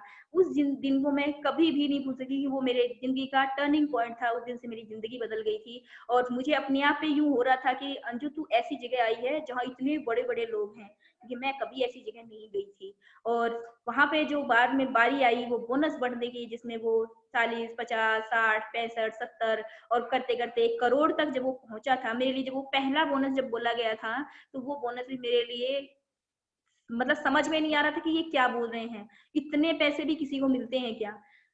फिर उसके बाद में वो बढ़ता जा रहा था, बढ़ता जा रहा था, और मेरी सांसें उसी तरीके से उसी क्रम में थमती जा रही थी कि इसके बाद में कितना बोलेंगे, इसके बाद में कितना बोलेंगे। और बोलते बोलते वो टाइम आ गया जब 1 करोड़ बोनस जो था वो डॉक्टर शोभा पंजाबी का आया था, और वो एक लेडी थी। तो वहां उनको देख करके मुझे बहुत ज्यादा खुशी हुई कि एक लेडी को इतना बड़ा चेक मिला था, इतना बड़ा बोनस मिला था। और मैं बहुत ज्यादा उस टाइम पे मतलब ये लगी थी, इतना अमाउंट भी कोई लेडी कमा सकती है, इतने पैसे भी किसी को मिल सकते हैं, कोई इतना बड़ा चेक भी ले सकता है। मेरे लिए बिल्कुल ऐसे था कि ये सब कुछ सपना है, हकीकत नहीं लग रहा था मुझे, ये सच में हो रहा है क्या। और फिर उसके बाद में समीर जी मोदी ने जो भूमिका बनानी शुरू करी, जो उन्होंने बोलना शुरू किया, जिस तरीके से वो आगे की जो अनाउंसमेंट करने वाले थे उनके लिए उन्होंने जो जिस तरीके से उन्होंने करना शुरू किया, वो मुझे और ज्यादा एक्साइटेड कर रहा था। और मेरी सांसें रुकती जा रही थी, दिल की धड़कनें एकदम से यूं मान लीजिए थम सी गई थी, और यूं लग रहा था अब क्या बोलेंगे ये, अब ये क्या अनाउंस करने वाले हैं। और जब उन्होंने वो अनाउंस किया, वो मेरे कानों में आज तक गूंजता है, मेरे दिमाग में पिक्चर आज तक घूमती है। और मुझे बिल्कुल यकीन नहीं हुआ कि इतना बड़ा बोनस, और वो 5.5 करोड़ के लगभग वो जो बोनस था, वो जो चेक था, वो डॉक्टर सुरेखा भार्गव मैडम का था। मैं उनको दिल से थैंक बोलती हूँ। वो मेरी गुरु माँ है, वो मेरी बहुत बड़ी आइडियल है कि उन्होंने उस दिन वो स्टेज पे, अगर मैं उनको नहीं देखती और वो 5.5 करोड़ का वो लगभग का चेक मैं नहीं देखती, तो मैं इस बिजनेस को नहीं कर रही होती। क्योंकि वो मेरी सबसे बड़ी गुरु हैं, जिनसे मैंने पहली बार प्रेरणा ली कि एक औरत इस काम को कर सकती है, तो अंजू तू भी कर सकती है। वो भी औरत थी, उसके भी वही 2 आंखें, 2 मुंह, 2 कान और 1 नाक और 1 मुंह था, और मेरे भी वही सब था। समझ में पहले ही आ गया था, बता दिया गया था कि यहाँ पे एक दुकान चेंज करनी होती है, कुछ ये प्रोडक्ट्स खरीदो और लोगों को ज्यादा से ज्यादा इसमें खरीदवाओ। तो मुझे लगा कि बहुत साधारण सा बिजनेस है, बहुत सिंपल सा बिजनेस है, और जब इसको इन सब लोगों ने कर करके लाखों कमा लिए, करोड़ों कमा लिए, तो मैं भी कर सकती हूँ। और उसी टाइम डिसाइड कर लिया कि अब मुझे मोदी केयर करना है। अब करना कैसे ये कुछ नहीं पता, आते ही काम रात को 9:30 बजे घर जाती, और जाने के बाद में लिस्ट बनाती, लिस्ट बना करके लोगों को फोन करती, उनको संडे के लिए इनवाइट करती, संडे का टाइम पहले फिक्स करती कि सर इतनी बजे मीटिंग रखवानी है। और हर संडे में लोगों को इनवाइट करते करते सप्ताह में 6 दिन मैं इनवाइट करती, 7वें दिन उनकी मीटिंग रखवाती। पहली मीटिंग मेरी 10 दिसंबर को हुई, उसी 10 दिसंबर से मैंने काम की शुरुआत करी। 10 दिसंबर को मेरे साथ में पहली ज्वाइनिंग आई, 5 ज्वाइनिंग आई, भगवान की दया से, माता रानी की कृपा से आज तक वो मेरे साथ हैं। और उनके साथ ही मैंने काम को स्टार्ट किया, और ये काम फिर मैंने पलट के नहीं देखा। मैं रुकी नहीं। मैं लोगों से जब बात करती थी तो मेरी बातों में सिर्फ और सिर्फ एक विश्वास होता था, गहरा विश्वास होता था। जो चीज मैंने उस सेमिनार में देखी थी वो मेरी आंखों से झलकती थी, और सिर्फ उस विश्वास को देख करके लोग मुझे ज्वाइन करते थे। भरोसा मेरा लोगों के साथ में था, मेरा व्यवहार लोगों के साथ में था, और लोगों ने मुझे बहुत ज्यादा कोऑपरेट किया। मेरे गांव का मुझे बहुत अच्छा सहयोग मिला, लेकिन मैं एक छोटे से कस्बे से हूँ, देखा जाए तो बहुत साधारण से लोगों के बीच में रही हूँ, पली बड़ी हूँ, लेकिन फिर भी लोगों ने मुझे कोऑपरेट किया और मेरा विश्वास करके उन्होंने मेरे साथ ज्वाइन किया। और बड़ी जल्दी जल्दी जल्दी जल्दी मैंने अचीवमेंट लिए। बहुत जल्दी से स्पीड से मेरी गाड़ी आगे बढ़ रही थी। मैं बहुत जल्दी डायरेक्टर बनी, 4 महीने में मैं डायरेक्टर भी बनी। उसके बाद में पहला ट्रिप आया, फॉरेन ट्रिप आया, और मैंने सिर्फ 4-5 महीने में उस फॉरेन ट्रिप को भी क्वालिफाई कर लिया। उसके बाद में मेरा एसईडी भी सिर्फ 9 महीने में हो गया था, और जिस दिन मैं एसईडी बनी उस दिन मेरी खुशी का कोई ठिकाना नहीं था, क्योंकि मेरा पहला सपना फॉरेन घूमने का, वो मैं जब मेरा क्वालिफाई हुआ उस दिन मेरा पूरा हो गया था कि अब मेरा फॉरेन जाना तो निश्चित हो चुका है। जब भी ट्रिप जाएगा तो मैं विदेश घूम के आऊंगी। मैं बहुत ज्यादा खुश थी और लोगों को बता रही थी कि मैं पहली लड़की हूँ मेरे खानदान में जो मैं विदेश जाके आऊंगी, वो भी फ्री के अंदर। मैं बिल्कुल फ्री घूम करके आ रही हूँ, और मैं एरोप्लेन में बैठूंगी, क्योंकि एरोप्लेन कभी आंखों से ही नहीं देखी थी मैंने इससे पहले। मैं थाईलैंड जाने से पहले मैंने एरोप्लेन को कभी नहीं देखा था, खाली आकाश में उड़ते हुए छोटी सी एरोप्लेन देखी थी। कभी बहुत बार सोचती थी कभी पास से भी देखेंगे क्या, कभी उसमें बैठेंगे भी क्या, लेकिन मेरा सपना पूरा होने वाला था। मुझे पता था कि मैं क्वालिफाई कर चुकी हूँ और अब मैं एरोप्लेन में बैठूंगी। ये बात मैं अपने घर परिवार सबको जब बताती थी तो बहुत ज्यादा एक्साइटेड होती थी। उसके बाद में जब मैं एसईडी बनी, मेरा कार का सपना दूसरा सपना था, वो मेरा नहीं था, मेरे बेटे और मेरी माँ का सपना था। वो हमेशा, मेरे बेटे को बहुत ज्यादा शौक है गाड़ियों का, और मेरी माँ बहुत बार यूँ कहा करती थी एक गाड़ी होनी चाहिए घर के अंदर। लेकिन भाई की भी इतनी ज्यादा कंडीशन इतनी अच्छी नहीं थी कि वो गाड़ी अफोर्ड कर सके। लेकिन कई बार उन्होंने प्लान भी बनाए थे कि चलो हम छोटी मोटी गाड़ी लेकर के आएंगे, लेकिन सिचुएशन ऐसी रही कि वो नहीं कर पाए, किसी न किसी कारण से वो पोस्टपोन होता रहा। तो ये मेरी माँ का सपना था, तो मुझे लगा कि चलो अब इस घर में पहली गाड़ी मैं लेकर के आऊंगी और मेरी माँ को का वो पहला सपना मैं पूरा करूंगी। और इसीलिए मैंने अपने जो ऐसे लेवल जिस दिन क्वालिफाई हुआ और जैसे ही मैंने कार फंड में एंट्री करी, उस दिन मुझे बहुत ज्यादा खुशी हुई थी कि अब मेरा कार फंड शुरू हो चुका है और बहुत जल्द अब मेरी भी गाड़ी आने वाली है और मेरी गाड़ी का सपना भी पूरा होने वाला है। और ये सपना पूरा हो भी जाता। अभी मदर्स डे पे 10 मई को मैंने डिसाइड कर लिया था कि मैं जरूर ये गाड़ी लूंगी और अपनी माँ को पहला गिफ्ट दूंगी। अगर ये देखते हैं जो बंद है, लॉकडाउन है, वो अगर खुला तो जब होता है, बाकी मुझे लग रहा है कि अभी पोस्टपोन करना पड़ेगा इस प्रोग्राम को। अगर ये नहीं होता तो 10 मई को मैं गाड़ी लेती हूँ। फाइनली आप सब लोग उसमें इनवाइट होते और हम लोग एक फंक्शन कर रहे होते। पर जो भी है, भगवान जो करता है अच्छे के लिए ही करता है। मुझे पता है ये जो समय आया है ये भी कुछ ना कुछ अच्छे के लिए ही आया है और इसके पीछे भी कुछ अच्छा ही होने वाला है। तो बहुत जल्द आगे के जो गोल है वो मैं डिसाइड कर रही हूँ। इस टाइम को भी मैं यूज कर रही हूँ और अभी मैंने सीखने पे बहुत ज्यादा फोकस कर रखा है। मैं जितनी भी मीटिंग्स दिन में होती हैं मैं लगभग उन सभी मीटिंग्स को ज्वाइन करती हूँ।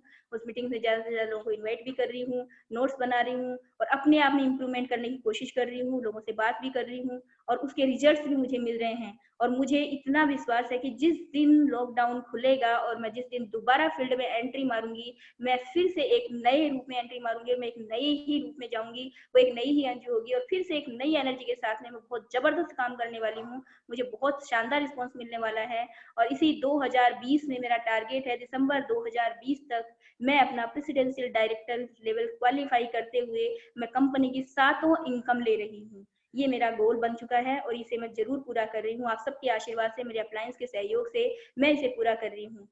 और इसके बाद में जो मेरे गोल हैं, मेरे सपने हैं, वो बहुत बड़े बड़े हैं। बहुत उतार चढ़ाव इस बिजनेस में आते हैं।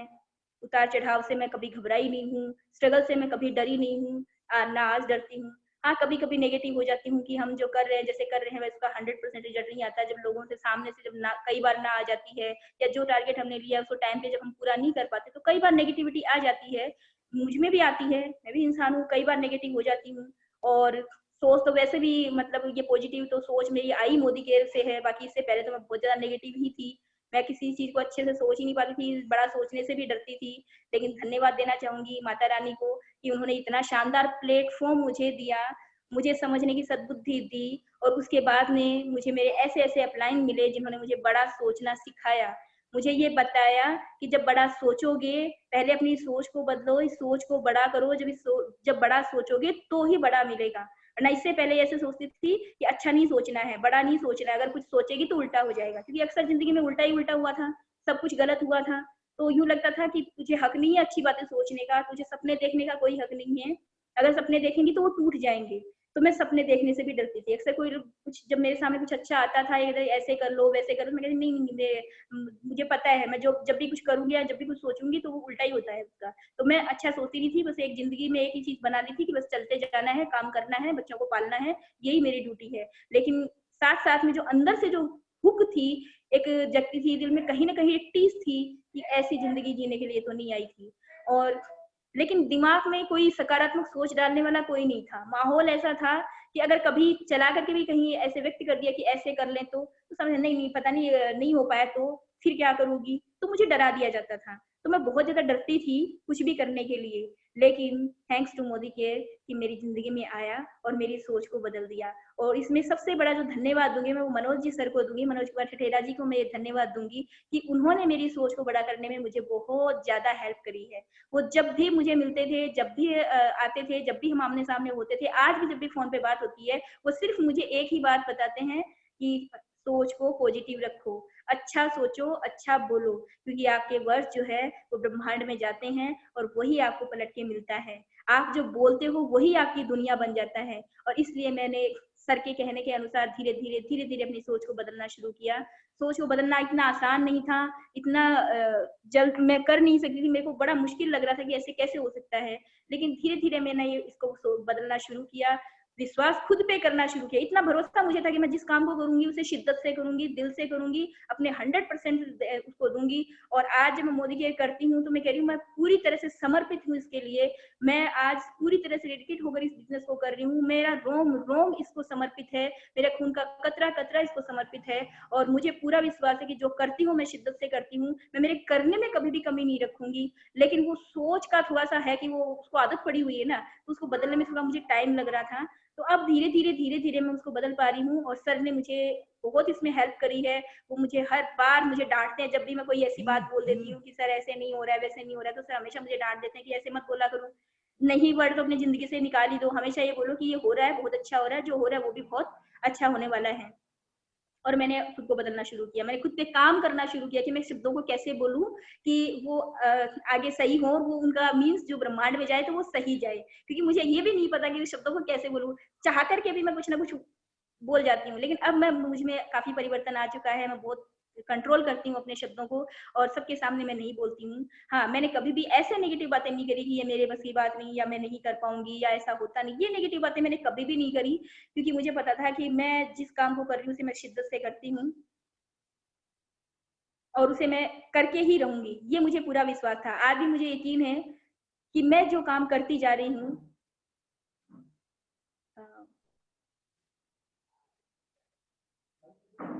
स्क्रीन शेयर कर रहे हैं शायद कोई। Please continue. Leaders screen share ना करें, आप अपनी स्क्रीन को क्लोज करें प्लीज। सुनील जी आपके मोबाइल से स्क्रीन शेयर हो रही है। सुनील कुमार जी। जी अंजू जी प्लीज कंटिन्यू। हाँ जी, तो यहाँ मेरे जो सोच बदलने का जो मौका मुझे मिला वो मुझे मोदी केयर से मिला, मेरे गुरुजनों से मिला और मैंने अपनी सोच को डेवलप किया और अब मैं बहुत बड़ा-बड़ा सोचने लगी हूँ और अब मेरे सपने भी जो छोटे-छोटे सपने देखने शुरू किए थे वो बड़े-बड़े सपनों में कन्वर्ट होते जा रहे हैं, बदलते जा रहे हैं। ज़िंदगी का गोल भी मुझे मिल गया है। मुझे अब ये समझ में आ गया है कि मुझे ये काम करना है तो क्यों करना है और मोदी केयर से मुझे क्या हासिल करना है और उसको हासिल करने के बाद मुझे क्या करना है। और अब मेरा यहाँ जितने भी लोग हैं हो सकता है कि इन दिनों में मेरी स्पीड शायद जितनी तेजी से इस स्पीड से मैं बढ़ करके इस सक्सेस तक पहुंची थी उसके बाद में कुछ बैक आया मेरी जिंदगी में, कुछ संघर्ष स्ट्रगल मेरी जिंदगी में आए और मैंने उनको फेस किया और थोड़ी सी स्पीड मेरी स्लो हो गई क्योंकि मेरे पास ग्रामीण क्षेत्र के लोग ज्यादा थे और मैं मेरी पहली नेटवर्क मार्केटिंग कंपनी होने की वजह से मुझे एक्सपीरियंस थोड़ा कम था और मैंने जो लोगों में जो एक लीडरशिप जो मैंने करनी थी वो मैं थोड़ा कम कर पाई और इसी वजह से थोड़ा सा मेरा बिजनेस स्लो हुआ। लेकिन मुझे यकीन है कि अब मैं उस लीडरशिप को तैयार कर रही हूँ, वो लीडर्स मेरी टीम में आते जा रहे हैं जो आगे आकर बहुत बड़े बड़े डायमंड्स बनने वाले हैं। ये जो स्पीड जो थोड़ी सी जो स्लो हुई है ये अब जब स्पीड पकड़ेगी तो इतनी तेज स्पीड होगी कि ये बहुत बड़े बड़े धुरंधर लीडर्स को पीछे छोड़ जाएंगे, ये मुझे पूरा यकीन है। और मैंने मेरे 5 साल का गोल सेट कर लिया था, वो मेरा फिक्स है कि जिस दिन मोदी केयर में मुझे 5 साल कंप्लीट होंगे उस 5वें साल कंप्लीट होगा उस दिन मैं हाईएस्ट टाइटल जीबीडीडी 11 लाख के चेक के साथ अचीव कर चुकी होंगी और ये मेरा हो रहा है माता रानी की कृपा से और मुझे पूरा भरोसा है कि मैं इसे कर पाऊंगी। और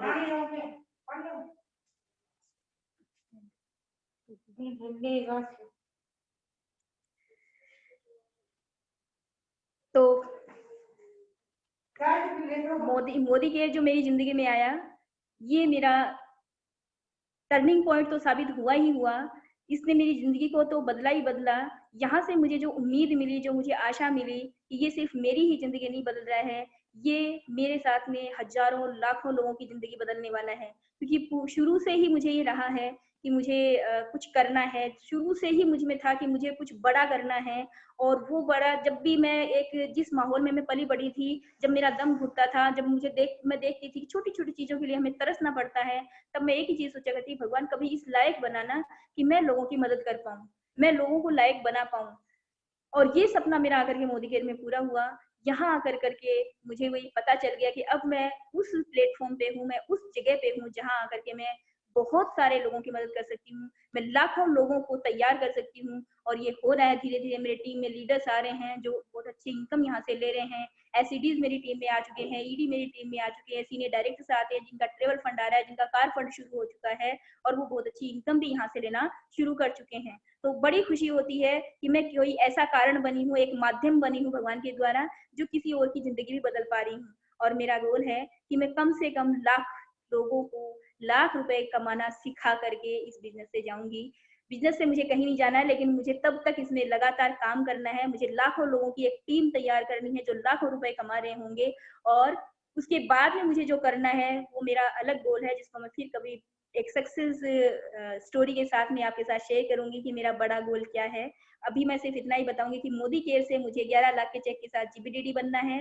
मुझे लाखों लोग लाखों रुपए कमाने वाले बनाने हैं यहाँ पे, और मैं एक क्रिएटर बनना चाहती हूँ यहाँ पे, जो मैं बन रही हूँ। धीरे धीरे अपने आप में इम्प्रूव करती जा रही हूँ, बहुत कुछ सीखती जा रही हूँ। नई थी, अनजान थी इस बिजनेस से, लेकिन अब इसको सीख रही हूँ, इसको जान रही हूँ, और मुझे इसकी पावर अच्छी तरह से समझ में आ चुकी है कि जब हम नेटवर्क मार्केटिंग, अगर हमारे सपने हैं और हम कुछ बड़ा करना चाहते हैं, तो हमारे पास में नेटवर्क मार्केटिंग के अलावा कोई भी सोर्स नहीं है। और उसमें भी मोदी के से बेस्ट प्लेटफॉर्म तो कोई हो ही नहीं सकता।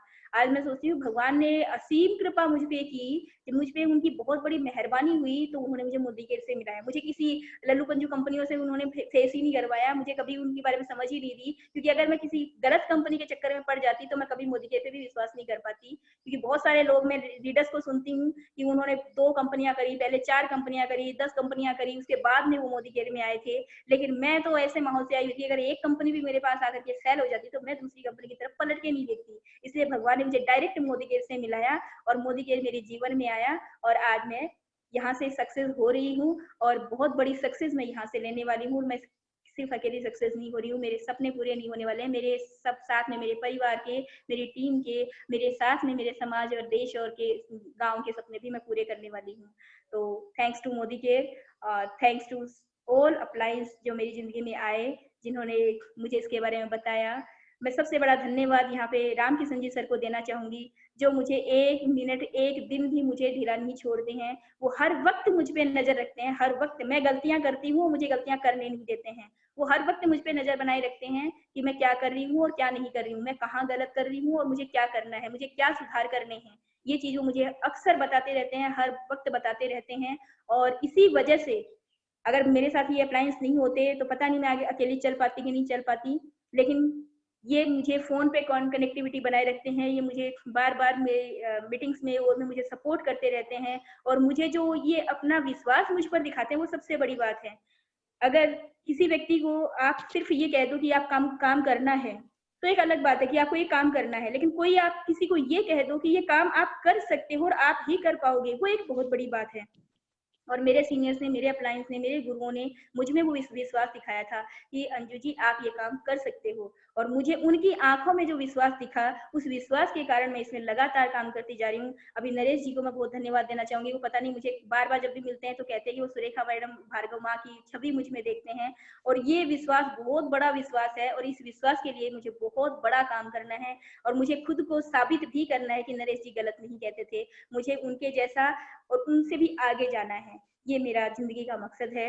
और मुझे सिर्फ ये पहचान सिर्फ अपने गांव में, अपने शहर में, अपने देश में नहीं बनानी है।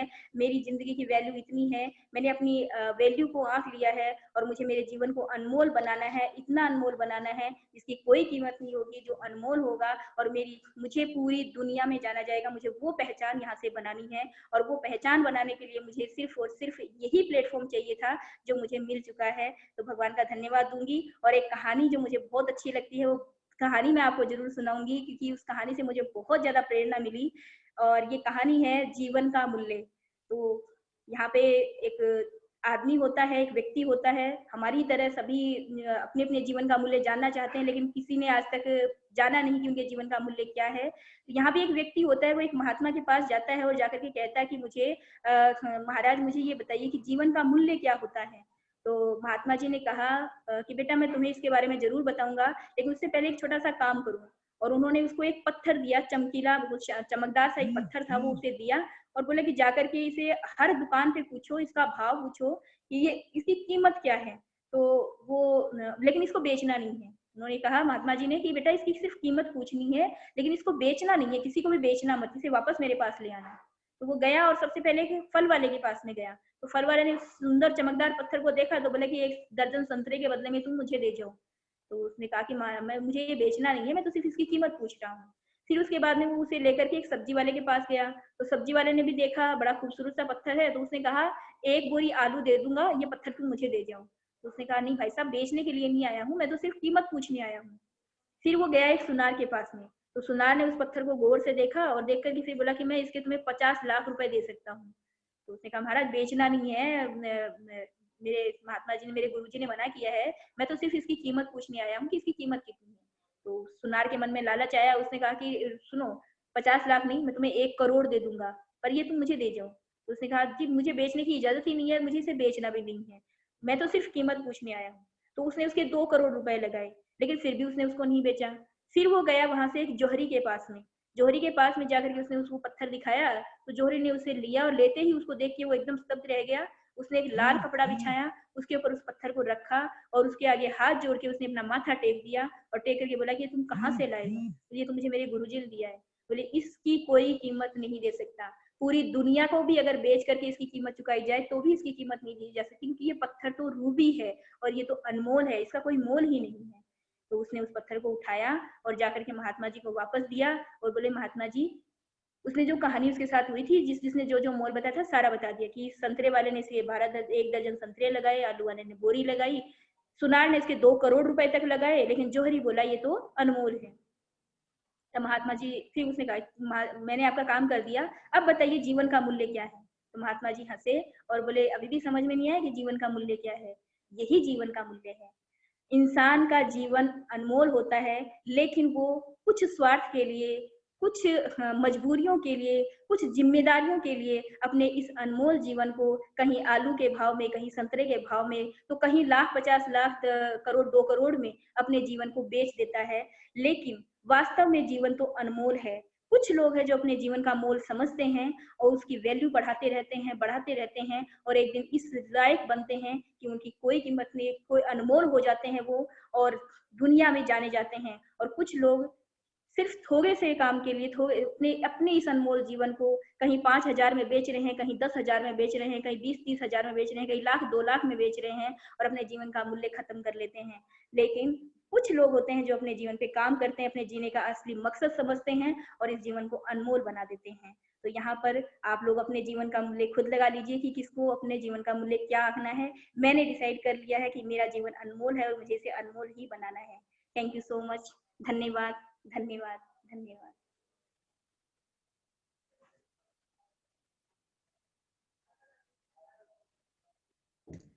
Thank you so much. धन्यवाद अंजू जी। और आपको सुनकर के काफी अच्छा लगा हम लोगों को। Thank you sir. जी, आपने जो अपनी लाइफ स्टाइल जो बताई, जो स्टोरी बताई, एकदम से रोना आ गया कि इतनी परिस्थिति से गुजर के निकले हो। यानी जितने भी कल भी मैं मनोज सर को सुन रहा था, उससे पहले मैं नरेश जी सर को सुन रहा था, उससे पहले मैं राम सर को सुन रहा था, मंजू जी को सुन रहा था, अपने और भी साथी लीडर हैं उनको सुन रहा था, तो लग ऐसे रहा है कि यार मोदी केयर में ऐसे ही लोग धुरंधर बनते हैं क्या? क्या ऐसे लोग ही जाबाज बनते हैं क्या? और शायद यही प्रकृति का नियम है, क्योंकि चैलेंज तो आएंगे, चैलेंज तो हैं। किसी ने अपने आप को निखार लिया, और कुछ लोग हैं इस दुनिया में वो उसी के अकॉर्डिंग चलते रहते हैं। आपकी बातें काफी अच्छी लगी। आपने जो वर्ड कहा कि अपने आप को जैसा बनाना है आपको वैसा ही बोलना होगा, आपको वैसा ही बोलना है, आपको जैसा बनना है आप वैसा ही अगर बोलते जाएंगे,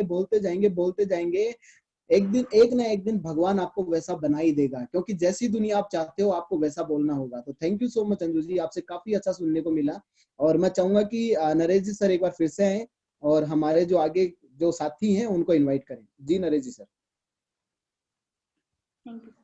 जी थैंक यू सो मच दीदी, धन्यवाद, दिल से धन्यवाद। और मैं आप पे बिलीव 100% करता हूँ और 1,000% मुझे बिलीव है कि जैसे आज माँ सुरेखा भार्गव को पूरा हिंदुस्तान ही नहीं पूरी इंडस्ट्री जानती है, पूरी दुनिया जानती है, और दूसरी अगर कोई सुरेखा माँ होगी तो वो आप होंगी, और ये हमारे लिए बहुत बड़े गर्व की बात की।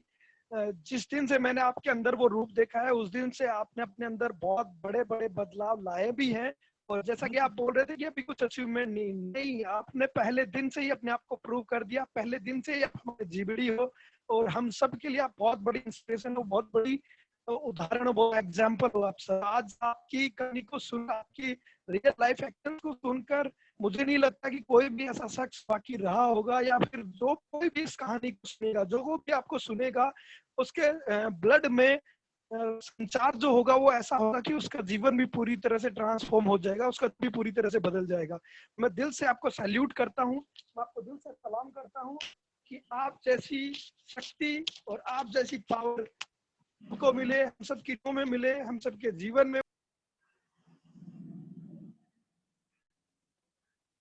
Thank you Naresh ji, thank you.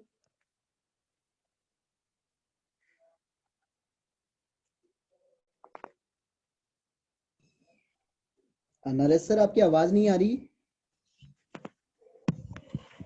जी। मनोज जी, राम सिंह जी, मनोज जी, क्या आप मुझे सुन पा रहे हैं? जी सर, बिल्कुल बिल्कुल, अनम्यूट हो गया, अनम्यूट कर दिया गया, अभी म्यूट था। जी जी, thank you Anju ji. Thank Anju you ji, sir. Thank you very much. आपकी जो स्टोरी है रियल में बहुत सारे लोगों के लिए इंस्पिरेशन है और बहुत सारे लोगों की लाइफ चेंज करने वाली है। Thank you sir. आप ही गई हूँ, आप ही वो हैं जिन्होंने इस हीरे को तराशा है।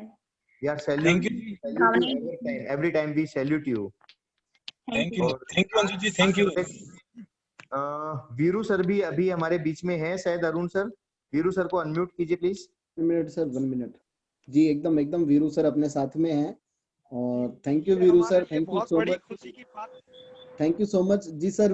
वीरू सर प्लीज, आप अनम्यूट हो चुके हैं, प्लीज हम जानना चाहेंगे। एक सेकंड, मैं एक मीटिंग में हूँ तो मैं दोबारा आपसे बात कर लूँ प्लीज। जी sir, thank you sir, thank you. चलिए, हाँ continue please Manoj ji, please. Okay sir, thank you, thank you very much, thank you very much जी। प्लीज कंटिन्यू करिए। आज मैं कहानी सुन रहा हूँ अंजू जी की, और बहुत रुलाते हैं अंजू जी आजकल। Thank you so very much Manoj ji. Please be continue, मैं सुनना चाहता हूँ आप लोगों को, प्लीज जी। जी सर, जी सर, थैंक यू जी, thank you, thank you, thank you जी, थैंक यू आपको, please. Thank you Anju ji, बहुत बड़ा शुक्रिया आपका। आज आपकी कहानी ने लाखों लोगों के दिल को हिला के रख दिया होगा। जितने लोग कहते हैं ना होता नहीं है, कैसे करें, आप उन लोगों के लिए बहुत बड़ा रोल मॉडल हो। And salute to you, salute to you, बहुत बड़ा शुक्रिया आपका। थैंक यू भैया, थैंक यू। आप लोगों से सीख रही हूँ और वैसे वैसे बनती जा रही हूँ भैया। आप लोगों का मेरी जिंदगी में बहुत बड़ा हाथ है। Thank you. तो आपकी कहानी से जो मैंने सीखा है वो मेरे लिए मार्वेलस है। मैं कहता हूँ भगवान हर किसी की जिंदगी में आप जैसी टीम को साथ दे, और आपके ग्रेट अपलाइन आपके साथ में है। नरेश जी, मैं बात करूं तो मनोज जी, क्या amazing. Thank you Ram Kishan ji, आप सभी को धन्यवाद। मैं आपको सुनना चाहता हूं, प्लीज आज कंटिन्यू करिए मनोज जी, अच्छा लग रहा है। Thank you ji sir, thank you sir. अभी रामकिशन जी इनके इमीडिएट अपलाइन हैं। रामकिशन जी, पवन जी, वो सारे लोग यहाँ पर हैं। बिल्कुल पवन जी, रामकिशन जी, बहुत बड़ा शुक्रिया इस लेडी को आगे लाने के लिए और बहुत कामयाब बनाने के लिए। आपको दिल से धन्यवाद, शुक्रिया। Thank you sir, thank you sir, शुक्रिया सर आपका, और धन्यवाद। बड़ा शुक्रिया, मैं आप लोगों से जो देख रहा हूँ बहुत अच्छा है। Thank you sir, thank you. और दुआ करूंगा भगवान से अंजू जी के सारे सपने, ड्रीम्स हैं, वो बहुत जल्दी मोदी के से पूरे हों। और उनको पूरा करने के लिए जितना बन पड़ेगा मैं पूरी कोशिश करूंगा sir. Thank you Ram ji. बिल्कुल, आपकी जो डेडिकेशन है, आपका जो लगन समर्पण है अपनी टीम के प्रति, वो बहुत शानदार है। और उम्मीद करता हूं कि ऐसे ही आप अपने हर एक साथी को डेवलप करके चलेंगे और उनकी लाइफ को चेंज करने के साथ आपकी अपनी लाइफ भी चेंज कर रहे हो। Thank you Anju ji, thank you very much, and thank you Veeru sir. अभी हम नेक्स्ट के लिए वापस से नरेश जी आज हमारे होस्ट हैं। Naresh ji please carry on. Naresh ji, thank you Veer भैया, thank you all of you leaders. Anju ji ने दिल खोल के अपनी एक्सपीरियंस को शेयर किया और दिल खोल के हम सब लोगों ने सीखा, सुना, समझा। मैं आगे उनको सैल्यूट करते हुए आगे लीडर्स को बुलाना चाहूंगा, ज्यादा समय न लेते हुए।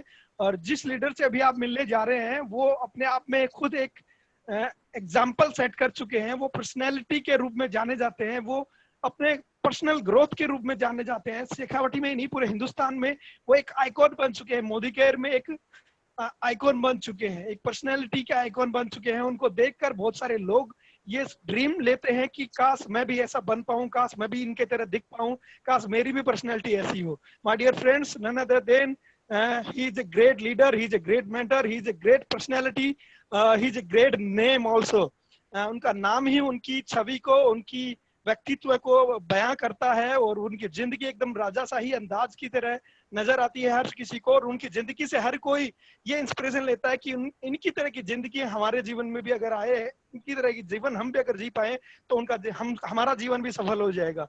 यस माय डियर लीडर्स, मैं मिलवाना चाहूंगा आपको हमारे एक बेहतरीन लीडर से, और वो बिलोंग करते हैं शेखावाटी से, और शेखावाटी की शान जाने जाते हैं, पूरे हिंदुस्तान का मान पहचाने जाते हैं। मोदी केयर में वो अपना वर्चस्व स्थापित कर चुके हैं, अपना झंडा वो गाड़ चुके हैं, एक ऐसे लेवल पे आ चुके हैं जिस लेवल पे आकर मोदी केयर की सारी इनकम हमारी झोली में आ जाती है।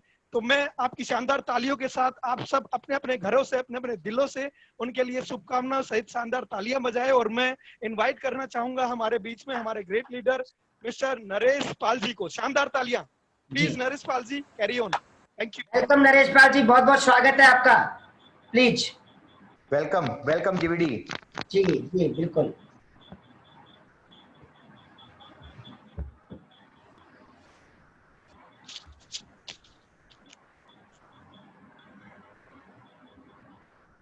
जी नरेश पाल जी, सुन पा रहे हैं? आपकी आवाज नहीं आ रही है। हाँ जी, सभी को नमस्कार, गुड मोदी मॉर्निंग। और यहाँ पे जितने भी लीडरशिप है जो मुझे सुन रही है या भविष्य में जो मुझे सुनने वाली है, उन सभी को तहे दिल से शुक्रिया, नमस्कार, धन्यवाद। दोस्तों, सबसे पहले धन्यवाद देना चाहूंगा मेरे परम पिता परमेश्वर को, मेरे भगवान साईं राम को, जिनकी कृपा से मैं धरती पे आया हूँ। और धन्यवाद देना चाहूंगा मेरे माता पिता को, जिनकी वजह से मैं ये हिंदुस्तान, ये वर्ल्ड देख सकता हूँ। और धन्यवाद देना चाहूंगा मेरे उन गुरुओं को जो आज मेरे साथ हैं, मेरे सामने हैं। आपको कोटि कोटि धन्यवाद, क्योंकि आपकी वजह से ही मैं यहाँ तक पहुंच पाया हूँ। तो आप हमेशा मेरे धन्यवाद के पात्र रहेंगे। और धन्यवाद मेरी प्यारी सी टीम को, जिनकी वजह से आज मैं सक्सेस हूँ और कामयाब होता जा रहा हूँ। और धन्यवाद मेरे परिवार को, मेरे समाज को, मेरे देश को, पूरे वर्ल्ड को, एक प्रकृति के एक एक कण को, जिसकी वजह से मैं आज कर्जवान हूँ और मैं सफल हूँ। तो आप सभी को बहुत बहुत धन्यवाद। दोस्तों, परिचय बताऊंगा। नाम है नरेश पाल, झुंझुनू के पास छोटा सा गांव है, देसूसर का रहने वाला हूँ। और झुंझुनू के बिल्कुल टच में ही गांव है, और ये राजस्थान झुंझुनू में होता है। दोस्तों, बताना चाहूंगा मेरी जो स्टोरी है वो कुछ सिंपल सी है, लेकिन बड़ी हार्ड है। यानी मैंने बहुत ज्यादा हार्ड वर्क किए हैं। तो मैं थोड़ा सा मेरे बैक साइड में ले चलता हूँ, यानी मेरे पीछे के जीवन काल में ले चलता हूँ। जब मैं स्टूडेंट लाइफ में था तो मेरी एक इच्छा हुआ करती थी कि काश मेरे पास एक साइकिल हो। आज अगर मैं बताऊं तो मेरे परिवार के बारे में थोड़ा सा मैं बता देता हूँ। पापा जी सरकारी कर्मचारी हैं और ट्रेवल्स का हमारा पुराना काम है। जब से मैंने जन्म लिया है तो गाड़ी घोड़े जो बोले जाते हैं वो घर में मैं देखता आ रहा हूँ, लेकिन पता नहीं क्या था कि वो घर वाले मुझे इस काम में सपोर्ट नहीं करते थे। यानी कोई भी, जैसे मैंने उनको कहा कि मैं स्कूल जाता हूँ तो मुझे एक साइकिल दिलवा दीजिए आप, ताकि मैं आसानी से पहुंच जाऊं। मेरे काफी ऐसे दोस्त हैं जिनके पास साइकिल हुआ करती है, लेकिन उन्होंने, शायद उनके मन में डर था, क्योंकि घर में मैं बड़ा हूँ, छोटा भाई है मेरा, और इस डर की वजह से कभी उन्होंने इस काम में सपोर्ट नहीं किया कि मैं आपको एक साइकिल भी दिला पाऊं। तो उन्होंने मना किया। लेकिन दोस्तों, कुछ जुनून था, शुरू से ही था कि मुझे कुछ मेरे जीवन काल में करना है। और जब मैं स्टूडेंट लाइफ में था, उस टाइम में क्या करता था कि मेरे पास के ही गांव में बगड़ हुआ करता है, एक कस्बा है, वहां से मैं किसी की साइकिल लेके, यानी किसी की उधार साइकिल लेके केरोसिन तेल लेके आया करता था। और उस केरोसिन तेल पे मुझे 1 लीटर पे 1 रुपया मिला करता था। और उस तेल को मैं बेच के पैसा इकट्ठा करता था, और उस पैसे से मेरी सेविंग हुआ करती थी। और कई बार मेरे जो दोस्त वगैरह हैं उनका मैं सहयोग भी करता था उस पैसे से। इस तरीके से मेरी एक आदत बन चुकी थी कि मैं पढ़ाई के साथ साथ आमदनी करूं। लेकिन ये बात खुली घर वालों को नहीं पता थी उस टाइम, लेकिन मैं कैसे भी करके ये काम करता था। और जब मेरे पास थोड़ा पैसा हुआ तो मैंने खुद के पैसे से एक छोटी सी साइकिल खरीदी, और उससे मैंने सफर करना स्टार्ट किया। इस तरीके से मैंने एजुकेशन कंप्लीट की, 12th मैंने कंप्लीट कर चुका था। जब मैं कॉलेज में एंट्री हुआ, तब जैसे ही मैंने कॉलेज में कदम रखा तो मेरे दिमाग में एक बात आई कि मुझे जीवन में कुछ अच्छा करना है, क्योंकि नौकरी वगैरह मैं देखता आ रहा हूँ, छोटे मोटे व्यापार में देखता आ रहा हूँ, पता नहीं शुरू से ऐसा लगा कि हाँ मुझे कुछ करना है। तो उस टाइम की बात है, मेरा एक दोस्त था जो मुझे एक शादी में मिला था। उन्होंने क्या किया कि एक बिजनेस था उस टाइम। मैं क्या शहर में आया, और शहर में मैं किसी काम से आया था, यानी झुंझुनू में किसी काम से आया था, और उस टाइम उनकी वहां पे दुकान हुआ करती थी। जैसे मैं दुकान के पास से निकल रहा था तो उन्होंने आवाज लगाई कि नरेश इधर आओ, काम आपसे। मैंने कहा भाई साहब नमस्कार, बताओ।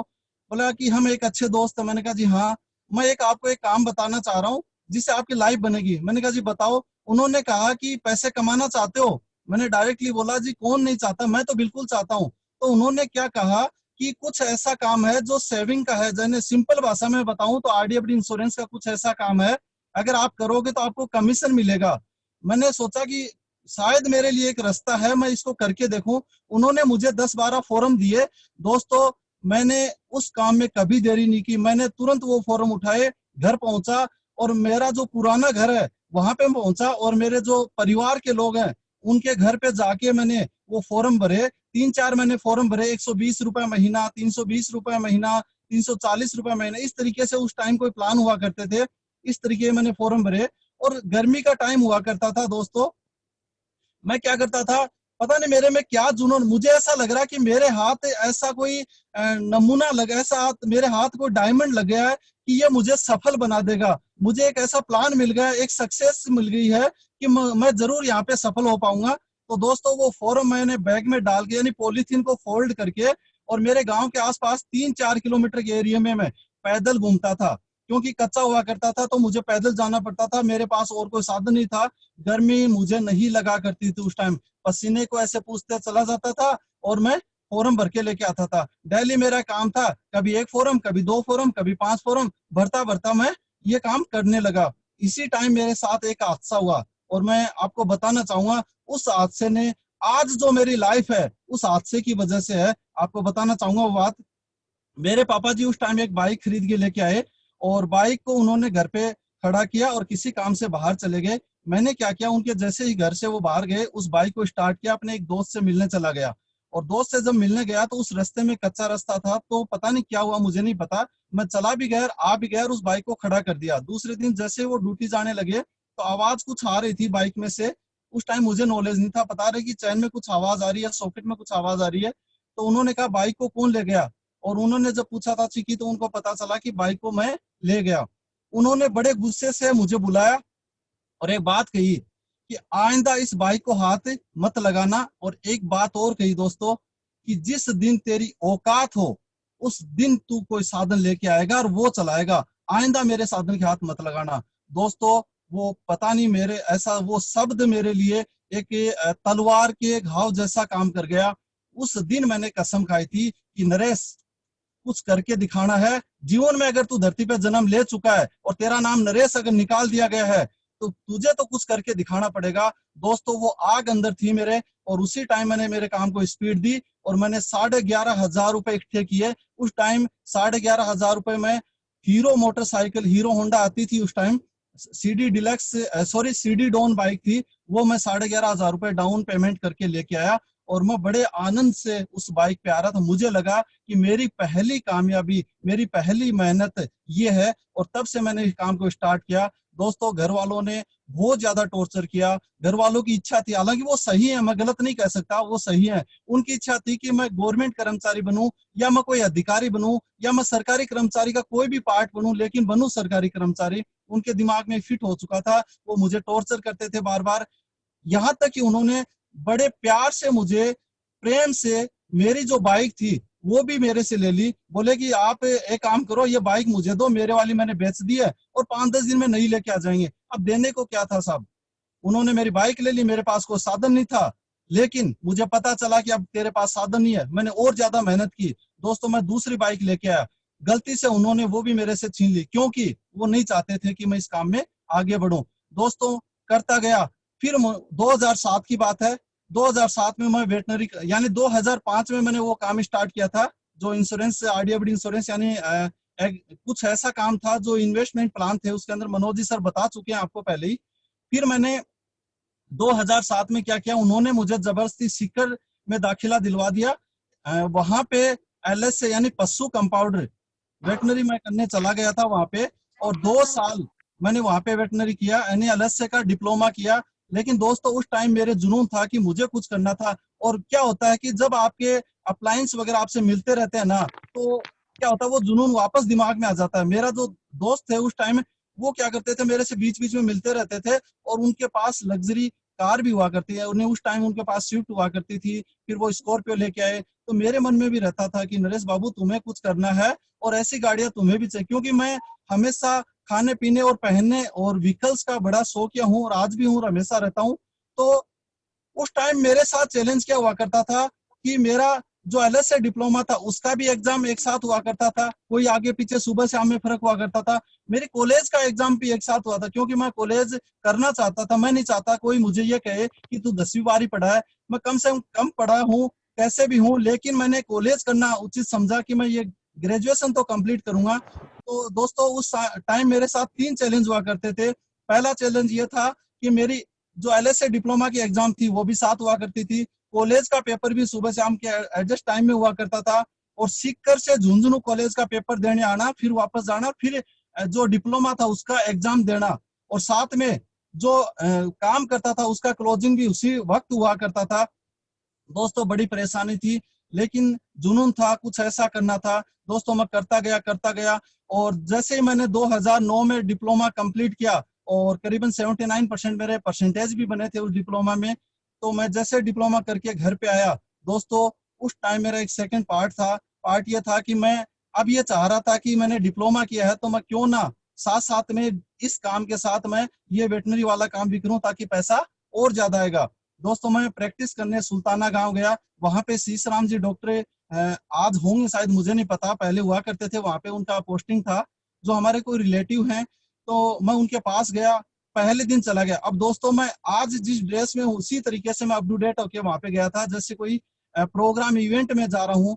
और वहां के जो हालात थे वो आपको बताना चाहूंगा। सेकेंड डे मैं वहां पे गया, पहले दिन चला गया, कोई केस नहीं आया। सेकेंड डे में गया वहां पे, तो वहां पे एक केस था, एक गाय आई हुई थी जिसके दस्त हो रखे थे इस तरीके से, और वहां पे समझ सकते हो, डॉक्टर ने कहा कि आपको पूंछ पकड़नी है, और उस दिन मैंने सफेद शर्ट पहन रखा था। मैंने कहा गया तू काम से, आज तो तेरा तो ये कल्याण कर देगी। और साहब मैंने वो पूंछ क्या पकड़ी, मैं उसके पूंछ पकड़ के चक्कर काटता रहा। डॉक्टर मुझे देख रहा है, लेकिन कैसे भी करके डॉक्टर ने उसका ट्रीटमेंट किया, इंजेक्शन लगाया, और जैसे ही वो काम पूरा हुआ तो दोपहर का समय था, और वहां पे एक चारपाई हुआ करती थी रेस्ट करने के लिए। तो डॉक्टर ने बड़े बेकार से मुंह में मुझे एक बात कही, बेकार से मुंह बनाते हुए, कि नरेश एक काम क्या करे, आराम से आया कर, कोई दिक्कत नहीं है, इस चारपाई पे सो लिया कर, और काम देखना हो तो मैं जैसे कर रहा हूँ देखता जाएगा। अब साहब वो बात मुझे चुप गई, और चुप गई तो मैं क्या हुआ, घर पे आया, और घर पे आके मैंने क्या किया, आराम से एक शांत माहौल में अपने आप को वहां पे बैठा और विचार करने लगा। मैंने 2 पार्ट बनाए, और दोस्तों बताना चाहूंगा, मैं मेरे जीवन में डिसीजन सेल्फ लेता हूँ, ये मेरी जीत है। सुनता सबकी हूं मैं, लेकिन डिसीजन जब लेने की बारी आती है तो मैं आराम से बैठता हूँ, सोचता हूँ, फिर उस काम को बाद में करता हूँ। किसी के कहने से मैं कोई काम नहीं करता हूँ, समझ के बाद में करता हूँ। तो इस तरीके से मैंने क्या किया, आराम से अपने आप को बिठाया, देखा, समझा, और मैंने विचार किया अगर मैं नौकरी LS से डिप्लोमा करूं तो मेरी तनख्वाह कहाँ तक जा सकती है। तो मैंने कहा, देखा समझा कि 40-50 हजार रुपए कमा सकता हूँ। फिर गाड़ी मैंने कहा बाइक ले सकता हूँ, ज्यादा से ज्यादा एल्टो फेल्टो कार ले सकता हूँ, ठीक है, लाइफस्टाइल कुछ नहीं होगी, एक तरीके से मैं ड्यूटी जाऊंगा, ड्यूटी से वापस आऊंगा। इस तरीके से मैंने सारी चीज को समझा। दूसरे पार्ट में मैंने देखा कि नेटवर्किंग में मैं क्या कर सकता हूँ। तो जो मेरे पास पहले काम था, जो मेरा आधार मान्य काम था, उसमें मैं क्या कर सकता हूँ। तो मैंने काफी अप्लायंस को देखा कि वो जीरो से थे, आज उनके पास बड़ी बड़ी गाड़ियां हैं, बड़े बड़े चेक हैं, बड़े बड़े घर हैं, और उनके लाइफ स्टाइल शानदार है बिल्कुल। उस चीज को देखे मैं बिल्कुल खुश हुआ, और मैंने उसी दिन से डिसीजन लिया। और वो 2000 करीबन 10 की बात है, स्टार्टिंग की, जब मैंने डिसीजन लिया कि अब से मुझे सिर्फ और सिर्फ यही इंश्योरेंस RD सेक्टर का काम करना है, इंश्योरेंस में काम करना है, या RDFD इंश्योरेंस का काम करना है। मैंने उसी दिन से कसम खाई थी कि हाँ ये काम मैं बहुत अच्छे से करूंगा, और इस काम को बढ़ाते हुए मैं आगे बढ़ता गया और 2010 मैंने पूरा काम किया। और उस टाइम मैंने एक चौथे नंबर की बाइक खरीदी थी, यानी 2 बाइक पहले थी और एक डिप्लोमा करने गया था, वो भी मेरी मेहनत की थी। चौथे नंबर की बाइक भी मेरी मेहनत की थी, मैंने घर वालों से 1 रुपया नहीं लिया क्योंकि उस टाइम मैं कमाता था। और एक दोस्तों एक बात बताना चाहूंगा, जो स्टूडेंट होते हैं या स्टूडेंट कंप्लीट अपनी एजुकेशन कर चुके होते हैं और बाद में भी कई लोग ऐसे होते हैं जो कमाते नहीं है, मुझे बहुत बड़ा गुस्सा आता है, क्योंकि मुझे अच्छा नहीं लगता कि कोई आदमी, और वो भी एक पुरुष होके वो घर पे बैठे। मजबूरी एक अलग चीज होती है, लेकिन पुरुष होके घर पे बैठे मुझे बर्दाश्त नहीं होता, क्योंकि मैंने जीवन काल से कमाना सीखा है। परेशानियां मेरे साथ भी आई थी, चैलेंज मेरे साथ भी थे, लेकिन मैं किसी को नहीं चाहता कि कोई घर पे बैठे, अरे करो कुछ भी करो लेकिन करते जाओ। मैंने भी वो किया। 2010 तक मैंने कंप्लीट बहुत अच्छे से काम किया, और 2011 तक 2 साल दोस्तों, ये जो मेरा वक्त था ये बहुत ज्यादा कठिन था। मैं आपको बताना चाहूंगा, सुबह 8-9 बजे मैं घर से निकलता था, कई बार 6 बजे मैं घर से निकलता था, रात को 9, 10, 11, 12, 1-1 बजे भी मैं घर पे आता था। और गर्मी के टाइम में मुझे नींद आने लगती थी चलते चलते, लेकिन फिर भी मैं क्या करता था, चलता रहता। कई बार तो बाइक रोड से उतर जाया करती थी, मुझे बड़ा डर सा भी लगता था कि कहीं ऐसा नहीं हो कि मेरे साथ कोई हादसा हो जाए, लेकिन मैं पॉजिटिव रह के कि मुझे बड़ा करना है, मेरे वो भूत सवार था एक तरीके से, और मैं आगे बढ़ता गया। सर्दी आई तो सर्दी में दोस्तों क्या होता था कि शर्ट के अंदर पेपर डालते थे और इसके बाद में ग्लव्स पहनते थे, फिर भी सर्दी नहीं रुकती थी। एक हाथ तो इसकी तरीके से, एक इस तरीके से करके कैसे भी मैं चलता रहता है। दोस्तों वो दिन मुझे आज भी याद है। उतना कठिन परिश्रम मेरे जीवन काल में मैंने कभी नहीं किया, और आज भी नहीं करता हूँ उतना कठिन परिश्रम जितना मैंने पहले किया था। बहुत ज्यादा कठिन परिश्रम किया था। 2 साल मैंने 2010-2011 को मैंने पूर्णतया समर्पित भाव से उस काम को किया, और उसी 2 साल के पीरियड में मैंने एक बाइक खरीदी थी। और दिसंबर 2011 यानी 10 दिसंबर 2011 को मैंने अपने सपनों की पहली car Swift VDI white colour RJ 18 CA 6264 number की मैंने खरीदी थी। उस दिन जो मैंने कार खरीदी थी, मेरे सफलता का सेकंड टाइम था। जब पहली बार बाइक खरीदी थी उस टाइम मैं खुश हुआ था, सेकंड टाइम मैंने जब कार खरीदी बड़ा खुश हुआ था, मुझे बहुत अच्छा लगता था। लेकिन दोस्तों क्या होता है कि आप बहुत ज्यादा खुश होते हो तो कहीं ना कहीं आपके लिए परेशानी और भी खड़ी हो सकती है, और ऐसा ही मेरे साथ हुआ। मेरे सामने एक चैलेंज आ गया।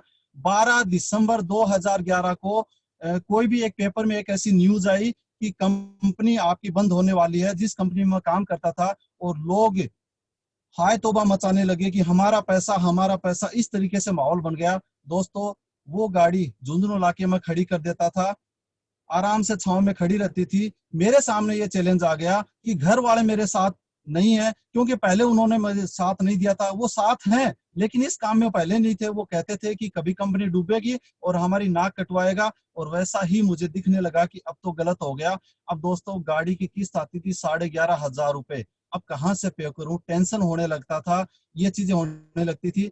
लेकिन उस टाइम भी मैंने अपने आप को संभाला, कैसे भी मैंने व्यवस्था करी, और कैसे भी, यानी इस टाइम अगर मैं आपको बताऊं तो मेरी वाइफ ने मुझे, क्योंकि मेरी शादी उस टाइम में फरवरी में हो चुकी थी 2011 में, उसने मुझे बहुत अच्छा सपोर्ट किया, और धन्यवाद के पात्र है वो, क्योंकि उसकी वजह से शायद कहीं न कहीं मैं यहाँ तक पहुंच पाया हूँ। बहुत अच्छा सपोर्ट किया उसने, मुझे संभाला, गिरने कभी नहीं दिया, और कैसे भी मोटिवेट करके मुझे आगे बढ़ाया, और मैं चलता गया। कंपनी का माहौल सामान्य हुआ, दोबारा स्पीड से मैंने काम किया, और 2014 को कंपनी बिल्कुल लॉकडाउन हो चुकी थी, और वहां पे इस तरीके से माहौल बन गया था कि हाथ को हाथ खाने लगता था। जिन रिश्तेदारों के लिए मैंने टाइम दिया था, जिन रिश्तेदारों के लिए मैं दिन रात एक करता था, उनके एक फोन कॉल से मैं जाया करता था। कभी भी ये नहीं देखता मेरे घर के काम को छोड़ के उनके साथ चला जाता था ब्याह शादी प्रोग्राम में। उन रिश्तेदारों ने से दूरी बनाना स्टार्ट कर दिया, धीरे धीरे मतलब इस तरीके से व्यवहार करना स्टार्ट कर दिया जैसे कि मैंने कोई बहुत बड़ा गुनाह कर दिया। गलती मेरी नहीं थी, मैंने पैसा लिया, सिस्टम में जमा कराया। अब जो था वो सिस्टम के साथ था, वो हमारे साथ भी हो गया, गलती मेरी नहीं थी, लेकिन उनको ये लगता था कि इसने ऐसा कुछ किया है। दोस्तों कहीं न कहीं आप ब्लेम के हकदार बन जाते हो, और ऐसा ही मेरे साथ हुआ। लेकिन मैंने अपने आप को संभाला, और फिर एक मेरे जीवन काल में एक देवता के समान अगर बोलूं, एक भाई के समान बोलूं, जिनका हमेशा मैं शुक्रिया अदा करूंगा, मनोज जी सर का, जो मेरे साथ हमेशा आज भी हैं। पहले वो मेरी कंपनी में पायलट क्रॉस टीम में हुआ करते थे, लेकिन आज वो हमारे साथ हैं। उन्होंने एक प्लान डिजाइन किया कि ट्रैवल डेस्टिनेशन हम बनाए, और उसमें हम 4 पार्टनर हैं, राम सिंह जी, राम किशन जी, मैं और मनोज जी। ये 4 पार्टनर हुआ करते थे उस टाइम हमने एक ट्रैवल्स का निर्माण किया, स्टार्ट किया, काम करना स्टार्ट किया वहां पे, और काम चलने लगा, काफी अच्छा भी चलने लगा। लेकिन दोस्तों उस टाइम जो हालत थे ना, वो बड़े खराब थे। 10-20-30 हजार रुपए कमा लेते थे, लेकिन हालात ऐसे थे कि आपको सच बताऊं, हमने बहुत ज्यादा सपने संजोए थे, ऊंचाइयों तक गए थे। आपको इससे ज्यादा क्या बताऊं, मैंने मेरी गाड़ी में कभी भी किसी ऐसे व्यक्ति को नहीं बिठाया जो मैं कभी जानता नहीं था उसको, क्योंकि मैं हमेशा बिल्कुल क्लीन चट रखता था गाड़ी को शानदार तरीके से, और कोई अगर मिट्टी के पैर भी लेके बैठ जाता था तो मुझे थोड़ा सा बर्दाश्त नहीं होता था। इस वजह से मैं गाड़ी में किसी अननोन व्यक्ति को नहीं बिठाता था, और जानकार को भी बिठाता तो देखी बात बोलता कि पैर कोई बिल्कुल साफ सुथरे करके भाई बैठना इसमें। मुझे मेरी चीजों से बहुत ज्यादा प्यार होता है, चाहे वो कोई भी हो। तो दोस्तों उस टाइम मैंने ड्राइवरी की, मुझे बड़ी शर्म आती थी ड्राइवरी करते हुए, लेकिन मेरी मजबूरी थी, क्योंकि मैं घर वालों को परेशान नहीं करना चाहता था, ये नहीं करना चाहता कि लाओ मुझे पैसे दो। मैंने ड्राइवरी की, कैसे भी करके मैंने वहां पे अपने आप को संभाला। और हालात तो ऐसे हुए कि कई बार ऑफिस आते थे तो स्लीपर में भी आ जाते थे, पजामे भी आ जाते थे, टी शर्ट में भी आ जाते थे, ये हालत हो चुकी थी। दोस्तों वो समय जब याद आता है तो भगवान को एक चीज कहता हूँ, ऐसा समय किसी को मत देना जीवन में, क्योंकि हो सकता है आप बातों से उस चीज को ढंग से नहीं समझ पाओगे, लेकिन जिस पे गुजरती, वो कहते हैं ना जिसके चोट लगती है उसी के दर्द पता चलता है कि कितने ज्यादा दर्द उसको हो रहा है फिलहाल या हो चुका है। तो वो चीजें मेरे साथ थी दोस्तों।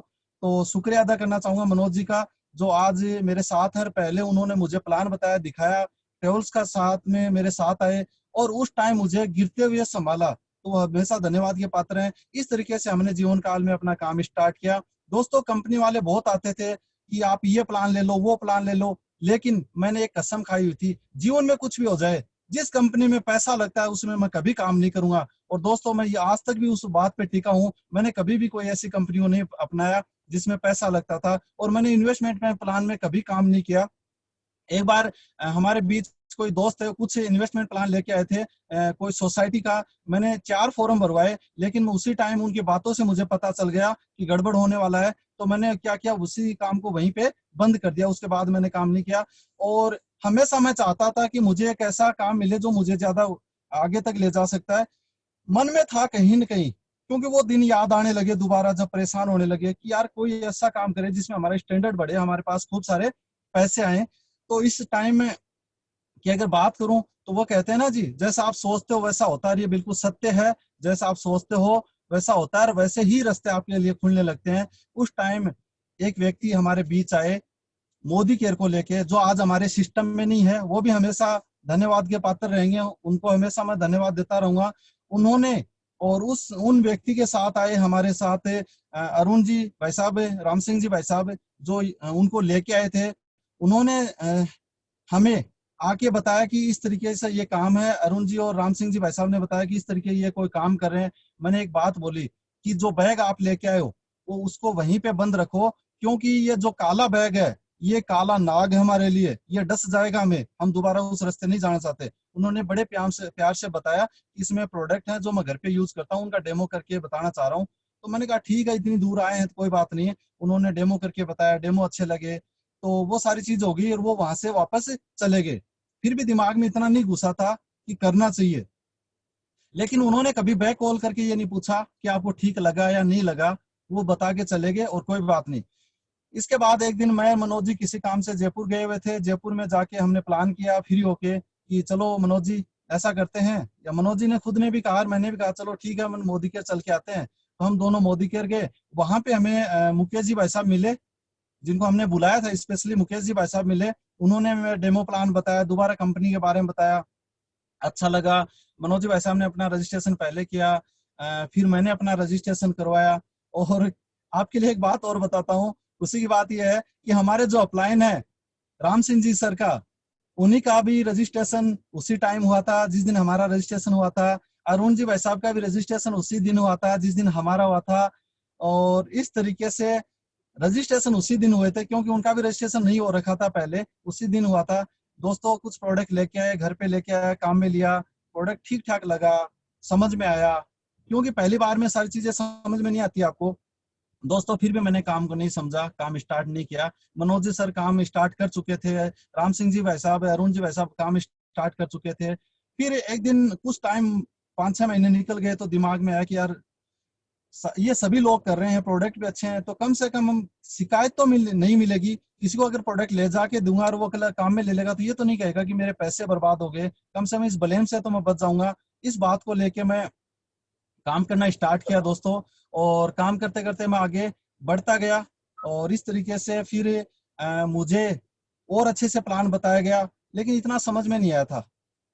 एक बार की बात हम आपको बताऊंगा, मेरे वो पहले याद है, मैं सीकर गया था और उस टाइम सीकर में मैंने मनोज जी सर को फोन किया कि मनोज जी वैसा मैं सीकर आया हूँ, तो मैं यहाँ पे चाह रहा हूँ मुझे कोई हेल्प मिले। तो वीरेंद्र जी भाई साहब से मेरी बात हुई उनको लेके। वीरेंद्र जी भाई साहब को मैंने बोला कि वीरेंद्र जी भाई साहब मैं सीकर हूँ, आप सीकर ही हो क्या? बोला हाँ जी बिल्कुल सीकर ही हूँ। तो मैंने कहा जी मेरा एक दोस्त है जिनका पहले मैं अकाउंट करा चुका हूँ दूसरी कंपनी में, और मुझे लग रहा है वो मेरी बात को नहीं मानेंगे, तो आप मेरे साथ चलो। तो उन्होंने कहा कि आप कहाँ हो? मैंने कहा सीकर ही हूँ, फलानी जगह पे हूँ। उन्होंने कहा शाम को 8 बजे आप मेरे घर पे आना, एक बार तो मेरे से मिलना आप, और उसके बाद अपन बात करते हैं। रात को 8 बजे उनके घर पे गया और उन्होंने 8 बजे से लेकर करीबन 2-2.5 घंटे तक मेरी मीटिंग ली। दोस्तों आपको बहुत जरूरी बात बता रहा हूँ, 2-2.5 घंटे तक उन्होंने मुझे डेमो प्लान सारी चीजें मुझे बताई, अच्छे से बारीकी से बताई। और एक बात मुझे लास्ट में कही कि नरेश अगर जीवन में सफल होना चाहता है ना तो अपलाइन का साथ आज ही छोड़ देना। साथ का मतलब ये हुआ कि ऐसा नहीं कि अपलाइन को बार बार डेमो करने ले जा रहे हो, प्लान करने ले जा रहे हो, सिर्फ अपलाइन को प्रमोशन के लिए काम में लेना है। पता नहीं वो दिमाग में मेरे कैसे क्या सेट हुई, वो दिन है, आज का दिन है, गवाह है, बाकी मेरे सारे अपलाइन गवाह है इस चीज के कि मैंने कभी भी मेरे अपलाइन को परेशान नहीं किया। हाँ प्रमोशन के लिए जरूर अपलाइन की हेल्प होती है। हाँ मनोज जी सर की वजह से, राम सिंह जी सर की वजह से, अरुण जी सर की वजह से, वीरेंद्र जी भाई साहब, बाकी सारे अपलाइन की वजह से मुझे गाइडलाइन मिलती रही, मैं कामयाब होता रहा, आगे बढ़ता रहा, उनसे पूछता रहा। और दोस्तों बताना चाहूंगा शुरू का जो समय था मेरा, जब तक मैं डायरेक्टर नहीं बना था और डायरेक्टर बन गया था, उस टाइम का जो समय था वो भी बड़ा बेकार तो क्या बोलूं, बड़ा चैलेंज भरा समय था दोस्तों। अपलाइन कहते थे कि मीटिंग में आप लोगों को लेके आओ, तो मेरे कोई लोग नहीं आते थे, मैं अकेला आता था। और वहां पे क्या होता था, पूछा जाता था कि भाई किसके लोग कितने ज्यादा हैं, तो लोग ऊपर हाथ उठाते थे, मेरे 2 हैं, मेरे 5 हैं, मेरे 10 आए हैं आज।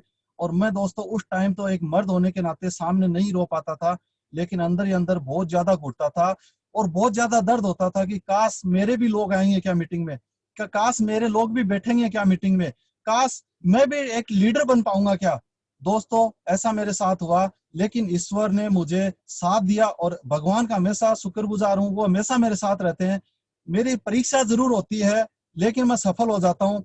और कुछ टाइम बीतने के बाद लोग आने लगे, मुझे खुशी होने लगी, ठीक है, धीरे धीरे मेरा काम बढ़ता गया, मैं डायरेक्टर बना, सीनियर डायरेक्टर बना, एग्जीक्यूटिव डायरेक्टर बना, एससीडी बना। एससीडी बनने के बाद मुझे पता चला कि हाँ कार फंड भी होता है, कार भी आती है। तो इस तरीके से मैंने एससीडी बन के काम स्टार्ट किया। उसी बीच दोस्तों मेरा एक सपना हुआ करता था, जब मैं ऑफिस में बैठता था तो मैं लैपटॉप पे जो हमारे पास सिस्टम था कंप्यूटर का, उस पे मैं देखता था वीडियो दुबई के, क्योंकि दुबई देश मुझे बहुत अच्छा लगता है, आज भी अच्छा लगता है। अगर मुझे जीवन में मौका मिला तो मैं जरूर दोबारा वहां पे जाना चाहूंगा। वो वहां पे उनके वीडियो देखता था, सारे कल्चर को समझता था बहुत, और मन में होता था कि काश दुबई जाएंगे क्या। दोस्तों क्या बताऊं आपको, उस टाइम मेरे दिमाग में ऐसा हुआ कि हाँ दुबई तो मैं जाऊंगा, भले मुझे कमाना जाने पड़े। उस टाइम मैंने पासवर्ड बना लिया था। मनोज जी सर को कहा, Manoj ji sir online password की एप्लीकेशन लगती है, वो लगा दीजिए, बताइए, मैं लगाता हूँ। उन्होंने मुझे हेल्प की, पासवर्ड बनाया दोस्तों, पासवर्ड बन के आ गया। और कहते हैं ना जी रास्ते खुलते हैं, और मेरा पहला जो ट्रिप हुआ वो दुबई का हुआ। तो मैं बड़ा खुश हुआ कि हाँ मुझे ट्रिप मिला है। इस तरीके से दोस्तों मैंने मोदी केयर में आने के बाद में दुबई क्वालिफाई किया ट्रिप। मोदी केयर में आने के बाद मैंने टाइटल अचीव करता गया, प्लेटिनम बना। फिर उसके बाद में आज जो मैं हूँ फिलहाल, आज यानी अप्रैल 2020, आज मैं हूँ प्रेसिडेंशियल डायरेक्टर हूँ फिलहाल। आज की डेट तक हो सकता है कल क्या हो, मैं क्राउन बन जाऊं, जीबीडीडी बन जाऊं, लेकिन अभी तक मैं प्रेसिडेंशियल डायरेक्टर हूँ, यानी कंपनी की हाउस फंड तक की जो टोटल इनकम होती है वो लेने वाला मैं बना हूँ। और मेरे अचीवमेंट की अगर बात करूं तो मैं 2018 6/12/18 यानी 6/2/12 6/3/18 एक ऐसी डेट है जो मैं कभी भूल नहीं सकता। और मेरे सपनों की पहली कार आई थी हुंडई वर्ना। दोस्तों एक बात और बताना चाहता हूँ, मैंने कभी छोटा नहीं सोचा, मेरे जीवन से रिलेटेड मैंने हमेशा बड़ा सोचा। पहली कार मेरी उस जीवन में थी वो स्विफ्ट थी, 7.5 लाख रुपए की पहली मेरी कार थी। हो सकता है मैं अल्टो फेल्टो भी ले लेता, लेकिन 7.5 लाख रुपए थी। और मैंने उस टाइम एक चीज सोची थी मोदी केयर में आने के बाद, जो मेरी पहली कार थी उसकी दुगुनी कीमत की मैं कार लेके आऊंगा। ये मैंने सोचा था, अनाउंसमेंट करता था कि मैं 15 लाख की कार लेके आऊंगा। दोस्तों आज मेरे पास हुंडई वर्ना ब्लैक कलर की कार है, और जिसको ब्लैक ब्यूटी के नाम से जाना जाता है, और आज वो करीबन 14.5-15 लाख रुपए की है।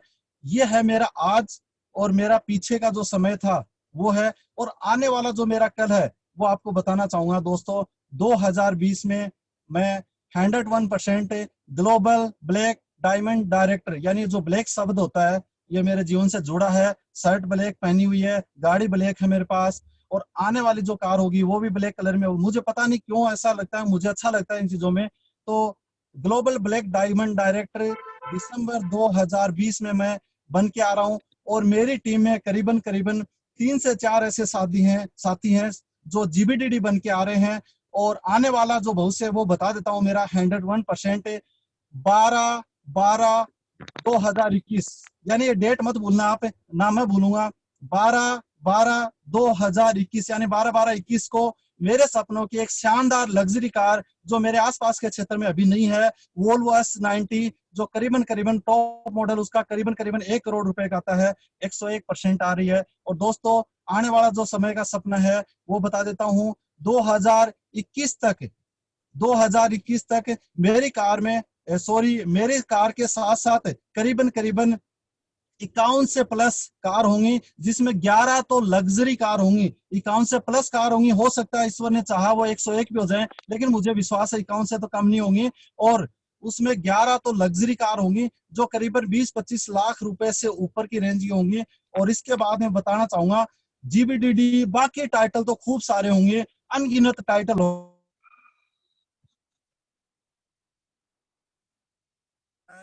2022 में मेरे एक सपनों का घर है, 2022 में दिसंबर, वो भी दिसंबर में 2022 दिसंबर के करीबन वो सपनों का घर 5 बीघा के अंदर फार्म हाउस में होगा। ये मेरे आने वाले टाइम के सपने हैं। और दोस्तों 2026 में करीबन मेरी एज 40 साल हो जाएगी, और 2026 में मैं ये सोच रहा हूँ कि मैं रिटायरमेंट लेके और मेरे परिवार के साथ समय बिताऊं, क्योंकि मेरे जीवन में मैंने बहुत ज्यादा भाग दौड़ की है, बहुत कठिन प्रयास किए हैं, कठिन वर्क किए। हाँ, जितना मैंने कठिन प्रयास किया उतनी सफलता मुझे नहीं मिली, ये मुझे यकीन है। लेकिन आज जो मैंने बीज लगाया है वो एक दिन फल जरूर देगा। फिर भी आपको आज बता दूं, अप्रैल 2020 तक मेरी जो आमदनी है महीने का हाईएस्ट जो पे आउट है वो 1,15,000 रुपये हो चुका है। और दिसंबर तक वो करीबन 11,000 रुपए में 11 लाख रुपए में कन्वर्ट हो जाएगा। यानी आज 1,15,000 है, दिसंबर तक करीबन 11 लाख होगा। और इसके बाद में 2021 को मेरा ये सपना है कि 21 हो तो 21 लाख रुपए तो मेरे पास महीने का आना ही चाहिए। और दोस्तों 2026 तक जब मेरी एज 40 साल होगी, उस टाइम महीने का कम से कम 1 करोड़ रुपए तो से ज्यादा मैं कमाऊंगा। और मैं भी नहीं कमाऊंगा, मेरी टीम में बहुत सारे ऐसे लोग होंगे, अनगिनत ऐसे लोग होंगे जिनको ईश्वर ने आशीर्वाद दे रखा है और वो इतना पैसा कमाएंगे। तो दोस्तों ये मेरी कहानी थी जो मैंने आपके सामने रखी है। मेरा बचपन कैसा था, मैंने क्या किया, आज मेरा क्या है, कल मेरा क्या होने वाला है। और लास्ट में 2 बात आपके सामने, यानी संपूर्ण सारांश की बात अब करने जाऊं तो आपको बताना चाहूंगा 2 बात। एक बात दोस्तों, हमारे घरों में पहले एंटीना वाले टीवी, यानी एंटीना हुआ करता था, और टीवी उस एंटीना से चलता था, यानी जो चैनल आते थे उस एंटीना की वजह से आता था। उस पे कोई भी अगर पक्षी बैठ जाता था, हवा की वजह से वो हिल जाता था। इसी वजह से क्या होता था कि प्रॉपर पिक्चर नहीं आ पाती थी। तो कहते ना, अरे अरे सीधा कर, हाँ थोड़ा सा इधर कर। तो दोस्तों मैं आपको बताना चाहूंगा, आप अपने एंटीना को बेल्डिंग कर लीजिए। मेरी बात को समझना, आप अपने एंटीना को बेल्डिंग करके रखिए। बेल्डिंग यानी 2021 में वोल्वो आएगी तो बेल्डिंग कर दी, 2021 में 21 लाख होंगे तो बिल्डिंग कर दी, 2020 में अगर मेरा 11 लाख का चेक बनेगा तो बिल्डिंग कर दिया। इस तरीके से हर तरीके से आप बिल्डिंग करके रखो। इसके बाद में एक बात और बताना चाहूंगा दोस्तों, नेगेटिविटी पे लेके, 1 लीटर ब्लैक कलर अगर कंप्लीट व्हाइट उसको बनाना हो ना तो 2800 लीटर आपको व्हाइट कलर की जरूरत होती है। दोस्तों ध्यान से सुनना, 1 लीटर ब्लैक कलर को अगर कंप्लीट व्हाइट बनाना हो तो 2800 लीटर व्हाइट कलर की जरूरत होती है। दोस्तों बताना चाहूंगा, अगर एक नेगेटिविटी दिमाग में आ गई, अगर एक ऐसी परेशानी दिमाग में आ गई, चैलेंज अगर एक आ गया, आपने अपने आप को पीछे खींच लिया, तो आपको एक बात बताता हूँ, वही मीटिंग दोबारा, वही ट्रेनिंग दोबारा जहां से आपने स्टार्ट किया। कई हमारे पास ऐसे लीडर हैं जो बड़े बड़े टाइटल पे आ जाते हैं और दोबारा किसी कारणवश से काम नहीं करते। तो दोस्तों आपको जीरो से, वही चीज है कि जीरो से स्टार्ट करना पड़ेगा। इसलिए आप नेगेटिविटी को कभी दिमाग में मत आने दीजिए और अपने एंटीना को आज से ही बिल्डिंग कर लेना, जैसे मैंने बिल्डिंग करके रखा है कि ये तो होना है, 101% होना है। तो इन सभी बातों के साथ मेरे सभी लीडर्स को बहुत बहुत धन्यवाद, मेरे सभी अप्लायंस को बहुत बहुत धन्यवाद, मेरे भगवान को धन्यवाद, और आने वाली जनरेशन को बहुत बहुत धन्यवाद जो मेरे साथ ऐड होगी, मेरे साथ कामयाब होने के सपने संजो रही है। और मैं हमेशा आपके साथ रहूंगा, बढ़ता रहूंगा, क्योंकि मैंने अपने आप को ब्रांड बना के काम किया है और ब्रांड कभी बिखरता नहीं है, वो ब्रांड बनाना ही जानता है। तो दोस्तों विश्वास के साथ हम आगे बढ़ सकते हैं। ये नरेश पाल हमेशा आपके साथ रहेगा और गुरुओं का आशीर्वाद हमेशा साथ बना रहे। Thank you, thank you, thank you, thank you. Thank you so much Naresh ji, thank you so much. You are really great leader. आपने अपनी जो स्टोरी शेयर की उससे बहुत सारे लोगों के जीवन में 100% वैल्यू ऐड होगी और वो कनेक्ट कर पाएंगे कि किस तरह से एक बहुत बेहतरीन अच्छी खासी फैमिली से बिलोंग करने के बावजूद भी आपने जिम्मेदारी ली कि आप खुद से आगे आए, खुद अपने दम पे अपने आप को प्रूव करें, अपने जीवन के सारे सपनों को आप अपने दम पे पूरे करें। आपकी स्टोरी से बहुत सारे लोगों को ये इंस्पिरेशन मिली है और मिलती रहेगी कि yes I can do it, yes I can do it, yes I am the best, yes I am the best, ये सब फील करते हैं। और आज की इन दोनों स्टोरी से हमने जो सीखा है हम जीवन में इम्प्लीमेंट करेंगे और चाहूंगा कि आप इसी तरह से हजारों लाखों लोगों के जीवन में बदलाव लाते रहें। जैसे ही आपका नाम है वैसा ही आपका काम है और वैसा ही आपका जीवन बनता चला जा रहा है। मेरी ढेरों शुभकामनाएं कि आपने अब तक जो अचीव किया है उसका कई लाख गुना आप अचीव करो और आपकी टीम में भी कई लाख गुना वो अचीवमेंट आते चले जाए और इसी तरह से हम लोग मिलकर इस पूरे हिंदुस्तान को वापस से सोने की चिड़िया बना पाए। यही हमारी इच्छा है। यही समीर सर हमें सिखाते हैं कि सोच बदलो, खुद को बदलो और दुनिया बदलो। सबसे पहले हम अपनी सोच को बदलें, फिर खुद को बदलें और उसके बाद इस पूरी दुनिया को बदलने का जिम्मा हम ले और आर्थिक आजादी के इस मिशन को हम सब मिलकर आगे लेके आए। और आपने उस झंडे को बहुत ऊपर तक लहराया है।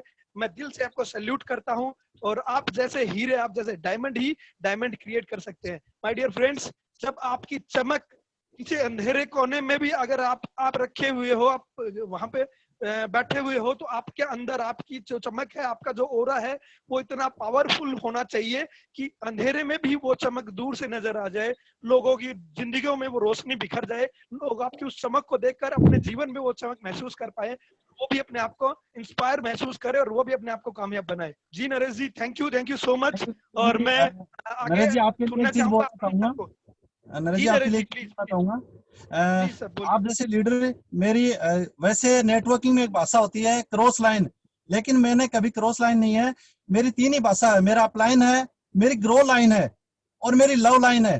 तो आप जो लोग होते हैं, यानी सबके नाम तो मैं इस टाइम नहीं बोल सकता क्योंकि टाइम होता जा रहा है, तो मेरी आप लव लाइन में आते हो और लव लाइन का मतलब क्या होता है वो आप अच्छे से समझते हो। तो मेरे बाकी सभी जो लीडर्स हैं वो लव लाइन में आते हैं मेरे, और मैं हमेशा आपको आदर सम्मान करता रहता हूँ, आपसे सीखता रहता हूँ। आपको बहुत बहुत धन्यवाद। मेरे सभी जो लव लाइन लीडर्स हैं उनके लिए बहुत बहुत धन्यवाद। Thank you Naresh ji, thank you. और आपका प्यार इसी तरह से मिलता रहे और वो मैं लेता भी रहता हूँ, कोई दे या ना दे, मुझे जिसका प्यार चाहिए ना उसका मैं ले लेता हूँ। तो आपके लिए मेरी तरफ से ढेर सारा प्यार, ढेर सारी शुभकामनाएं। Thank you so much Naresh ji. आपसे हमेशा सीखने को मिलता है और हमेशा हम सीखते रहेंगे। मेरी आप सभी से यही गुजारिश है कि आगे भी इस राइजिंग स्टार सेशन को आप देखें और इनसे सीखें और अपने जीवन में इम्प्लीमेंट करें। हमारे 2 प्रोग्राम अभी कंटिन्यू चल रहे हैं, डे आफ्टर डे। एक जो मैडम सुरेखा भार्गव प्रोग्राम आता है, उसके अल्टरनेट डे एक प्रोग्राम अपना आता है जिसमें हम ट्रेन द टाइगर्स जो लीडर्स होते हैं, टॉप अचीवर्स जो हैं, टॉप ट्रेनर जो हैं, उनको लेकर आते हैं। वहां हम सीख पाते हैं कुछ फॉर्मूलाज, कुछ ट्रिक्स, कुछ एक्सपीरियंस, कुछ ट्रेनिंग के माध्यम से, और हम वहां हम ट्रेनर बन पाते हैं। हम टाइगर्स तो हैं लेकिन हम ट्रेंड हो पाते हैं। तो उस ट्रेन द टाइगर में भी आप हिस्सा लें। और साथ ही साथ जैसा कि आज अंजू जी को हमने सुना, वाकई काबिल तारीफ है। नरेश जी को हमने सुना, वो हमारे रोंगटे खड़े कर देने वाली स्टोरीज हैं, हमारे रोंगटे, हमारे खून के कतरे कतरे में ऊर्जा भर देने वाली ये कहानियां हैं जो आपके जीवन में बहुत काम करेंगी। आप सभी से रिक्वेस्ट है कि आप अपनी पूरी टीम को साथ में लेकर आए। Thank you so much. और मैं चाहूंगा कि हमारे जो ग्रेट अपलाइन हमारे साथ है, तहे दिल से मैं उनको नमन करता हूँ, नमस्कार करता हूँ, वो हमारे बीच में आए और आज के इस सेशन का समापन करें। जी अरुण सर, राम सर, मनोज भैया, please come on the screen. Thank you so much. Thank you Naresh ji, thank you very much आज की शानदार होस्टिंग के लिए। Salute, you are real a diamond. और कहते हैं ना कि नरेश नाम के जो होते हैं ना, नरेश और मनोज, ये एम और एन जो साथ साथ होते हैं ना, ये रियल में फाड़ू होते हैं। और ऐसे ही आज हमारी शानदार पर्सनैलिटी थी नरेश पाल जी, जबरदस्त लीडर। कांग्रेचुलेशन एंड सैल्यूट और तथास्तु। हर ड्रीम, हर सपना पूरा हो रहा है तुम्हारा, तुम्हारी टीम के लिए। तुम्हारी जो भी विशेष हैं, सारी विशेष, मैं भगवान से प्रार्थना करता हूँ एवरी टाइम कि तुम्हारी सारी विशेष पूरी हो, सारे सपने तुम्हारे पूरे हो, और बहुत जल्द पूरी इंडिया में अपना एक नाम हो कि yes Shekhawati leaders. Thank you very much, thank you. 100% sir, ऐसा ही हो रहा है। तथास्तु। जी Ram sir, Arun sir, thank you Naresh ji, thank you. आपको ढेर सारी शुभकामनाएं, और आपने जो गोल आपने सेट कर रखे हैं सर, थैंक यू यार, सैल्यूट यार। 2026 अभी तक अगर मैं मेरी बात करूं तो मैंने भी 2025 तक का ही सोच रखा है, लेकिन आपने 2026, थैंक यू यार, थैंक यू सो मच। आपको सुनकर के एक नया विजन मिला कि यस, आपने हर साल का आपने टारगेट डिसाइड कर रखा है। 2022 में आपको अपने सपनों का घर लेना है, वो भी 5 बीघा, एक नया क्रिएशन। थैंक यू यार, थैंक यू। अभी तक हमने तो ये सोच रखा था कि चलो 4 BHK ले लेंगे या 5 BHK ले लेंगे। आप वैसे हो भी हटके, हमारी पूरी टीम में एकदम से हटके हो। जैसे अभी मनोज सर ने कहा कि नरेश नाम के जो साथी होते हैं वो हटके ही होते हैं, मनोज साथी जो होते हैं वो हटके होते हैं। एकदम आप सुपर्ब हैं। आपने जो अपना टारगेट बनाया दिसंबर 2020 में 11 लाख, और वैसे ही 2021 में 21 लाख का, थैंक यू यार, थैंक यू। और 2026 में 1 करोड़, थैंक यू यार, थैंक यू सो मच। आपको सुनकर के ऐसा लगा कि यस, ये तो सब कुछ हो ही जाना है, क्योंकि आपका जो जोश है ना, ये जुनून जो है ना, थैंक यू यार। क्योंकि आज से अगर मैं साल या 1.5 साल पहले की बात करूं तो शायद आप में ये चीज नहीं थी, लेकिन इन 1.5 सालों के अंदर अंदर आपने अपने अंदर इतना सुधार किया है। और हालांकि मैं ये भी कहना चाहूंगा साथ में नरेश जी की सुधार मैंने भी खूब किया है। मैं भी पहले बोला नहीं करता था, मैं मेरी पूरी टीम को बताना चाहूंगा, मैं एक ऐसा शख्स हुआ करता था कि कभी बोलता नहीं था। और ठीक वैसे ही नरेश पाल जी की अगर बात करूं तो ये भी शर्मीले व्यक्ति थे, बहुत हमेशा पीछे रहते, और हाँ ठीक है, हाँ ठीक है, आप कर लो, आप कर लो। तो थैंक यू यार नरेश जी, आपको सुन करके, और आपके ये ड्रीम्स, आपने जो ये गोल सेट कर रखे हैं, थैंक यू यार, ये सभी पूरे हो रहे हैं। और जीबीडी तो आप बन ही जाओगे, जीबीडी का तो कोई वो मलाल ही नहीं है। दिसंबर 2020 आएगा भी नहीं, उससे पहले आप बन जाओगे।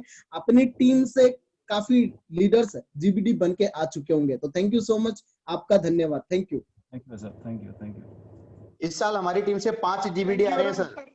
एकदम डन सर, डन, एकदम ऐसा ही हो रहा है। तथास्तु, god bless you. Thank you. जी वीरू हमारे सर बीच में राम सर होंगे। वीरू सर, पहले वीरू सर हमारे बीच में है, और सबसे पहले अपन उनसे बात करना चाहेंगे, क्योंकि आज अगर अपन उनको देखेंगे ना तो एक डिफरेंट लुक में वीरू सर नजर आ रहे हैं sir. Good morning, good morning everyone, good morning. आज दोनों जो सितारों को सुना, गुड मॉर्निंग, आज दोनों सितारों को सुना, दिल से शुक्रिया, दिल से धन्यवाद। जीवन सफल बना दिया आप लोगों ने। थैंक यू ऑल लीडर्स, शुक्रिया, मजा आया, बहुत मजा आया। मतलब मैं सुनता हूँ रोज, आज अंजू की कहानी सुनी, आंखों में आंसू। नरेश जी, आप में वो चीज, वो क्वालिटी नजर आई। वो जो नरेश जी जो कभी शर्मिले से हुआ करते थे, सही बोला अरुण जी ने, आज रियल कोहिनूर बन चुके हो। So thank you very much Anju ji and Naresh ji. Thank you Naresh ji, आपकी होस्टिंग कमाल की थी। And thank you Manoj ji, really आप रियल में मनोज मलिक जी का दूसरा अवतार हो। Thank you Ram Singh ji and thank you Arun जी।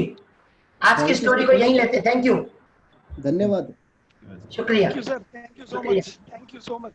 सब Thank you. आपका प्यार और आशीर्वाद है जी। थैंक यू सभी के लिए, शुक्रिया, धन्यवाद। Thank you very much sir, thank you a lot. Manoj Malik ji की ट्रेनिंग प्लीज। जी सर बिल्कुल। सभी लीडर्स, अभी मनोज मलिक सर जी की ट्रेनिंग शुरू हो चुकी है, तो सभी लोग फटाफट से मनोज मलिक सर की ट्रेनिंग में पहुंच जाइए कि वहां आज वेल की शानदार ट्रेनिंग हो रही है। नरेश जी प्लीज समापन कर दीजिए आज की ट्रेनिंग मीटिंग का। ओके, सभी को बहुत बहुत धन्यवाद। जी sir, thank you so much all of you leaders, thank you so much. जल्दी से मिलते हैं मनोज सर की ट्रेनिंग में। Thank you, bye. Thank you.